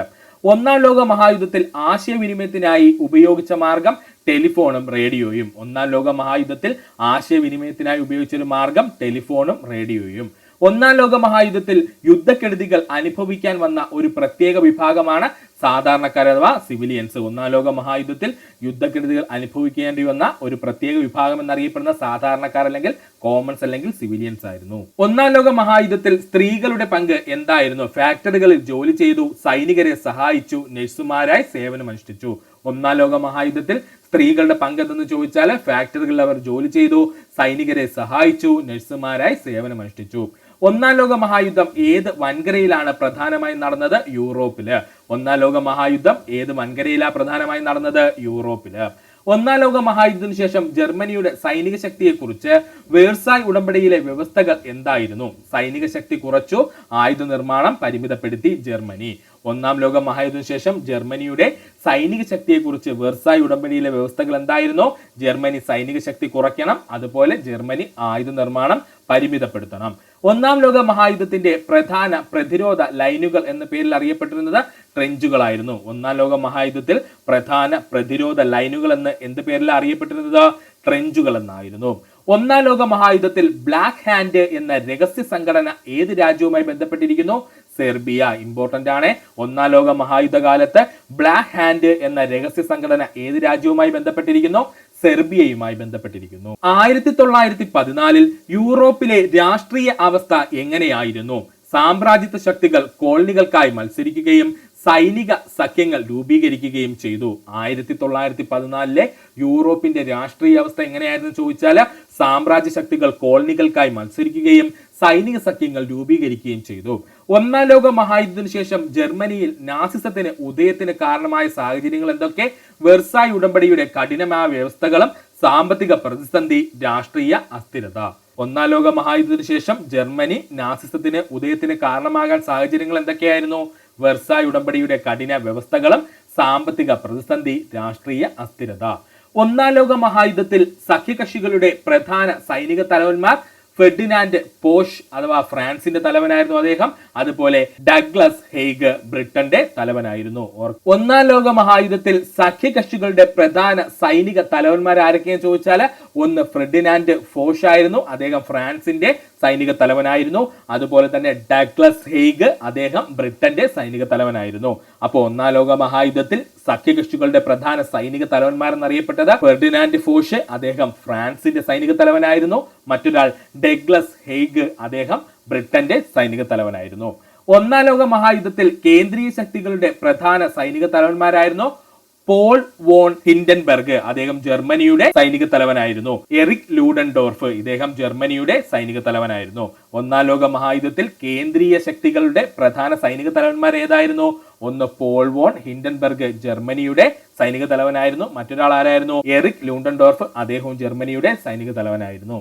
1917 ജർമ്മനി തകർത്ത ലുസ്താൻസിയ കപ്പൽ ഏത് രാജ്യത്തിൻ്റെതായിരുന്നു? നമ്മൾ ഓൾറെഡി പറഞ്ഞു, ബ്രിട്ടൻ ആണ്. 1917 ജർമ്മനി തകർത്ത ലുസ്താനിയ കപ്പൽ ഏത് രാജ്യത്തിൻ്റെതായിരുന്നു? അത് ബ്രിട്ടന്റേതായിരുന്നു. ഒന്നാം ലോക മഹായുദ്ധത്തിൽ ആരുടെ പ്രതികാരമായിരുന്നു സരജേവോയിലെ വെടിവെപ്പ്? ഓസ്ട്രിയ ഹംഗറിക്ക് സെർബിയയോടുള്ള പ്രതികാര നടപടിയായിരുന്നു ഈ യുദ്ധം. ഓർത്തോളനെ, ഒന്നാം ലോക മഹായുദ്ധത്തിൽ ആരുടെ പ്രതികാരമായിരുന്നു സരജേവോയിലെ വെടിവെപ്പ് എന്ന് ചോദിച്ചാൽ ഓസ്ട്രിയ ഹംഗറിക്ക് സെർബിയയോടുള്ള പ്രതികാര നടപടിയായിരുന്നു. ഒന്നാം ലോക മഹായുദ്ധത്തിന് മുമ്പുണ്ടായിരുന്ന യൂറോപ്പിലെ സൈനിക വശങ്ങളിലുള്ള സഖ്യങ്ങൾ ഏതൊക്കെയെന്ന് ചോദിച്ചാൽ ഒന്ന് ട്രിപ്പിൾ എൻറ്റന്റും മറ്റൊന്ന് ട്രിപ്പിൾ അലയൻസുമായിരുന്നു. ഒന്നാം ലോക മഹായുദ്ധത്തിന് മുമ്പുണ്ടായിരുന്ന യൂറോപ്പിലെ സൈനിക വശങ്ങൾ അല്ലെങ്കിൽ സൈനിക സഖ്യങ്ങൾ ഏതൊക്കെയെന്ന് ചോദിച്ചാൽ ഒന്ന് ട്രിപ്പിൾ എൻറ്റന്റും മറ്റൊന്ന് ട്രിപ്പിൾ അലയൻസുമായിരുന്നു. ഒന്നാം ലോക മഹായുദ്ധത്തിൽ എത്ര വർഷത്തോളം യുദ്ധം നീണ്ടുനിന്നു? 4 വർഷം 3 മാസം 14 ദിവസം. ഒന്നാം ലോക മഹായുദ്ധത്തിൽ എത്ര വർഷത്തോളം യുദ്ധം നീണ്ടുനിന്നു എന്ന് ചോദിച്ചാൽ 4 വർഷം 3 മാസം 14 ദിവസം. ഒന്നാം ലോക മഹായുദ്ധത്തെ കുറിച്ചുള്ള ഏറ്റവും പ്രശസ്തമായ പുസ്തകങ്ങളിലൊന്ന് all quiet on the western front. ഇത് എഴുതിയത് എറിക് മരിയ റെമാർക്കാണ്. ഓർത്തോളനെ, ഒന്നാം ലോക മഹായുദ്ധത്തിനെ കുറിച്ചുള്ള ഏറ്റവും പ്രശസ്തമായ പുസ്തകം ഏതാണ്? All quiet on the western front. ഇത് എഴുതിയതാര? Eric Maria റെമാർക്കാണ്. ഒന്നാം ലോക മഹായുദ്ധത്തിന് ശേഷം യൂറോപ്പിൽ ഒരു പുതിയ ലോക ക്രമം രൂപീകരിക്കാൻ സഹായിച്ച സമ്മേളനം പാരീസിലെ സമാധാന സമ്മേളനം. ഒന്നാം ലോക മഹായുദ്ധത്തിന് ശേഷം യൂറോപ്പിൽ ഒരു പുതിയ ലോകക്രമം രൂപീകരിക്കാൻ സഹായിച്ച സമ്മേളനം പാരീസ് സമാധാന സമ്മേളനം. ഒന്നാം ലോക മഹായുദ്ധത്തിന്റെ ഫലമായി തകർന്നു പോയ സാമ്രാജ്യങ്ങൾ ഏതൊക്കെ? ഒന്ന് ഓസ്ട്രിയ ഹംഗറി സാമ്രാജ്യം, ഒട്ടോമൻ സാമ്രാജ്യം, റഷ്യൻ സാമ്രാജ്യം അഥവാ സാർ ഭരണകൂടം, അതുപോലെ ജർമ്മൻ സാമ്രാജ്യം. ഇമ്പോർട്ടന്റ് ആണ്. ഒന്നാം ലോക മഹായുദ്ധത്തിന്റെ ഫലമായി തകർന്നുപോയ സാമ്രാജ്യങ്ങൾ ഏതൊക്കെയാ? ഓസ്ട്രിയ ഹംഗറി സാമ്രാജ്യം, ഒട്ടോമൻ സാമ്രാജ്യം അതായത് തുർക്കികളുടെ സാമ്രാജ്യം, റഷ്യൻ സാമ്രാജ്യം അതായത് സാർ ചക്രവർത്തിമാരുടെ ഭരണം, അതുപോലെ ജർമ്മൻ സാമ്രാജ്യം. ഒന്നാം ലോക മഹായുദ്ധത്തിലെ ഏറ്റവും രക്തരൂക്ഷിതമായ യുദ്ധങ്ങളിൽ ഒന്നായി കണക്കാക്കപ്പെടുന്നത് സോം യുദ്ധമാണ്. ഒന്നാം ലോക മഹായുദ്ധങ്ങളിലെ ഏറ്റവും രക്തരൂക്ഷിതമായ യുദ്ധങ്ങളിൽ ഒന്നായി കണക്കാക്കപ്പെടുന്നത് സോം യുദ്ധമാണ്. ഒന്നാം ലോക മഹായുദ്ധത്തിൽ ജർമ്മനി ഏറ്റവും കൂടുതൽ സൈനികരെ അയച്ചത് ഏത് മുന്നണിയിലേക്കായിരുന്നു ചോദിച്ചാൽ പടിഞ്ഞാറൻ മുന്നണിയിലേക്കായിരുന്നു. ഒന്നാം ലോക മഹായുദ്ധത്തിൽ ജർമ്മനി ഏറ്റവും കൂടുതൽ സൈനികരെ അയച്ചത് ഏത് മുന്നണിയിലേക്കായിരുന്നു? പടിഞ്ഞാറൻ മുന്നണിയിലേക്കായിരുന്നു. ഒന്നാം ലോക മഹായുദ്ധത്തിൽ ബ്രിട്ടീഷ് പ്രധാനമന്ത്രി ഡേവിഡ് ലോയിഡ് ജോർജ്. ഒന്നാം ലോക മഹായുദ്ധ സമയത്ത് ബ്രിട്ടന്റെ പ്രധാനമന്ത്രിയായിരുന്നു ഡേവിഡ് ലോയിഡ് ജോർജ്. ഒന്നാം ലോക മഹായുദ്ധത്തിൽ ഫ്രാൻസിന്റെ പ്രധാനമന്ത്രി ജോർജ് ക്ലെമൻസോ ആയിരുന്നു. ഒന്നാം ലോക മഹായുദ്ധ കാലത്ത് ഫ്രാൻസിന്റെ പ്രധാനമന്ത്രി ആരായിരുന്നു? ജോർജ് ക്ലെമൻസോ ആയിരുന്നു. ഒന്നാം ലോക മഹായുദ്ധത്തിന്റെ അവസാനം അറിയപ്പെട്ട നവംബർ 11 രാവിലെ 11 മണി എന്തിനെയാണ് സൂചിപ്പിക്കുന്നത്? യുദ്ധവിരാമത്തെ സൂചിപ്പിക്കുന്നു. ഒന്നാം ലോക മഹായുദ്ധത്തിന് ശേഷം വുഡ്രോ വിൽസൺ സ്ഥാപിക്കാൻ ശ്രമിച്ച സമാധാന സംഘടന ലീഗ് ഓഫ് നേഷൻസ്. ഒന്നാം ലോക മഹായുദ്ധത്തിന് ശേഷം വുഡ്രോ വിൽസൺ സ്ഥാപിക്കാൻ ശ്രമിച്ച സമാധാന സംഘടന league of nations. League of നേഷൻസിൽ അംഗത്വം നേടാതിരുന്ന പ്രധാന രാജ്യം അമേരിക്കയാണ്. കാരണം എന്ന് ചോദിച്ചാൽ സെനറ്റിന്റെ എതിർപ്പ് മൂലമായിരുന്നു കേട്ടോ. ഒന്നാം ലോക മഹായുദ്ധത്തിൽ സൈനികരെ എത്തിക്കാൻ ഉപയോഗിച്ച പ്രധാന ഗതാഗത മാർഗം റെയിൽവേ ആണ്. ഒന്നാം ലോക മഹായുദ്ധത്തിൽ സൈനികരെ ഒരു പ്രദേശത്ത് നിന്ന് മറ്റൊരു പ്രദേശത്തേക്ക് എത്തിക്കാൻ ഉപയോഗിച്ച പ്രധാന ഗതാഗത മാർഗം എന്നറിയപ്പെടുന്നത് റെയിൽവേ ആണ്. ഒന്നാം ലോക മഹായുദ്ധത്തിൽ യുദ്ധക്കപ്പലുകൾക്ക് പുറമെ ഉപയോഗിച്ചിരുന്ന പുതിയ തരം കപ്പലുകളാണ് അന്തർവാഹിനികൾ. ഒന്നാം ലോക മഹായുദ്ധത്തിൽ യുദ്ധക്കപ്പലുകൾക്ക് പുറമെ ഉപയോഗിച്ചിരുന്ന പുതിയ തരം കപ്പലുകളായിരുന്നു അന്തർവാഹിനികൾ അഥവാ സബ്മറൈൻസ്. ഒന്നാം ലോക മഹായുദ്ധത്തിൽ യൂറോപ്പിലെ ഭൂപടത്തിൽ എന്ത് മാറ്റമാണ് വന്നത്? പുതിയ രാജ്യങ്ങൾ രൂപപ്പെടുകയും പഴയ സാമ്രാജ്യങ്ങൾ തകരുകയും ചെയ്തു. ഒന്നാം ലോക മഹായുദ്ധത്തിന്റെ ഫലമായി യൂറോപ്പിലെ ഭൂപടത്തിൽ എന്ത് മാറ്റമാണ് വന്നത്? പുതിയ രാജ്യങ്ങൾ രൂപപ്പെടുകയും പഴയ സാമ്രാജ്യങ്ങൾ തകരുകയും ചെയ്തു. ഒന്നാം ലോക മഹായുദ്ധത്തിൽ പങ്കെടുത്ത രാജ്യങ്ങൾ തമ്മിലുള്ള പ്രധാന വൈരുദ്ധ്യം എന്തിനെക്കുറിച്ചായിരുന്നു? സാമ്പത്തികവും സൈനികവുമായ മേൽക്കോയ്മ. ഒന്നാം ലോക മഹായുദ്ധത്തിൽ പങ്കെടുത്ത രാജ്യങ്ങൾ തമ്മിലുള്ള പ്രധാന വൈരുദ്ധ്യം എന്തിനെക്കുറിച്ചായിരുന്നു? സാമ്പത്തികവും സൈനികവുമായ മേൽക്കോയ്മയെ പറ്റി. ഒന്നാം ലോക മഹായുദ്ധത്തിൽ ഏറ്റവും കൂടുതൽ നാശനഷ്ടം സംഭവിച്ച മുന്നണി പടിഞ്ഞാറൻ മുന്നണി. ഒന്നാം ലോക മഹായുദ്ധത്തിൽ ഏറ്റവും കൂടുതൽ നാശനഷ്ടങ്ങൾ സംഭവിച്ച മുന്നണി പടിഞ്ഞാറൻ മുന്നണി.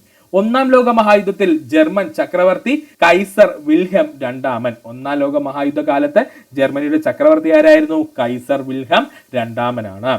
ഒന്നാം ലോക മഹായുദ്ധത്തിലെ റഷ്യൻ ചക്രവർത്തി നിക്കോളാസ് രണ്ടാമനായിരുന്നു. നമുക്കറിയാം ഒന്നാം ലോക മഹായുദ്ധത്തിൽ റഷ്യയുടെ ചക്രവർത്തി ആരായിരുന്നു? നിക്കോളാസ് രണ്ടാമനായിരുന്നു. ഒന്നാം ലോക മഹായുദ്ധത്തിൽ സഖ്യകക്ഷികളെ പൂച്ചെണ്ടുകൾ എന്ന് വിളിച്ച് ആരായിരുന്നു? ജർമ്മൻ ജനറൽമാരായിരുന്നു. ഒന്നാം ലോക മഹായുദ്ധത്തിൽ സഖ്യകക്ഷികളെ പൂച്ചെണ്ടുകൾ എന്ന് വിളിച്ചത് ആരാണ്? ജർമ്മൻ ജനറൽമാരായിരുന്നു.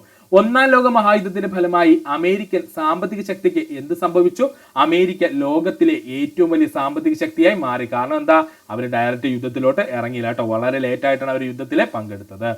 ഒന്നാം ലോക മഹായുദ്ധത്തിന് ഫലമായി അമേരിക്കൻ സാമ്പത്തിക ശക്തിക്ക് എന്ത് സംഭവിച്ചു എന്ന് ചോദിച്ചാൽ അമേരിക്ക ലോകത്തിലെ ഏറ്റവും വലിയ സാമ്പത്തിക ശക്തിയായി മാറി. ഒന്നാം ലോക മഹായുദ്ധത്തിന് ശേഷം പശ്ചിമ യൂറോപ്പിലെ രാജ്യങ്ങൾ തമ്മിലുള്ള ബന്ധം എങ്ങനെയായിരുന്നു? വലിയ തോതിലുള്ള ശത്രുതയും സംശയവും നിലനിന്നിരുന്നു. ഒന്നാം ലോക മഹായുദ്ധത്തിന് ശേഷം പശ്ചിമ യൂറോപ്പിലെ രാജ്യങ്ങൾ തമ്മിലുള്ള ബന്ധം എങ്ങനെയായിരുന്നു? വലിയ തോതിൽ ശത്രുതയും സംശയവും നിലനിന്നു. ഒന്നാം ലോക മഹായുദ്ധം രണ്ടാം ലോക മഹായുദ്ധത്തിന് എങ്ങനെ വഴിതെളിച്ചു?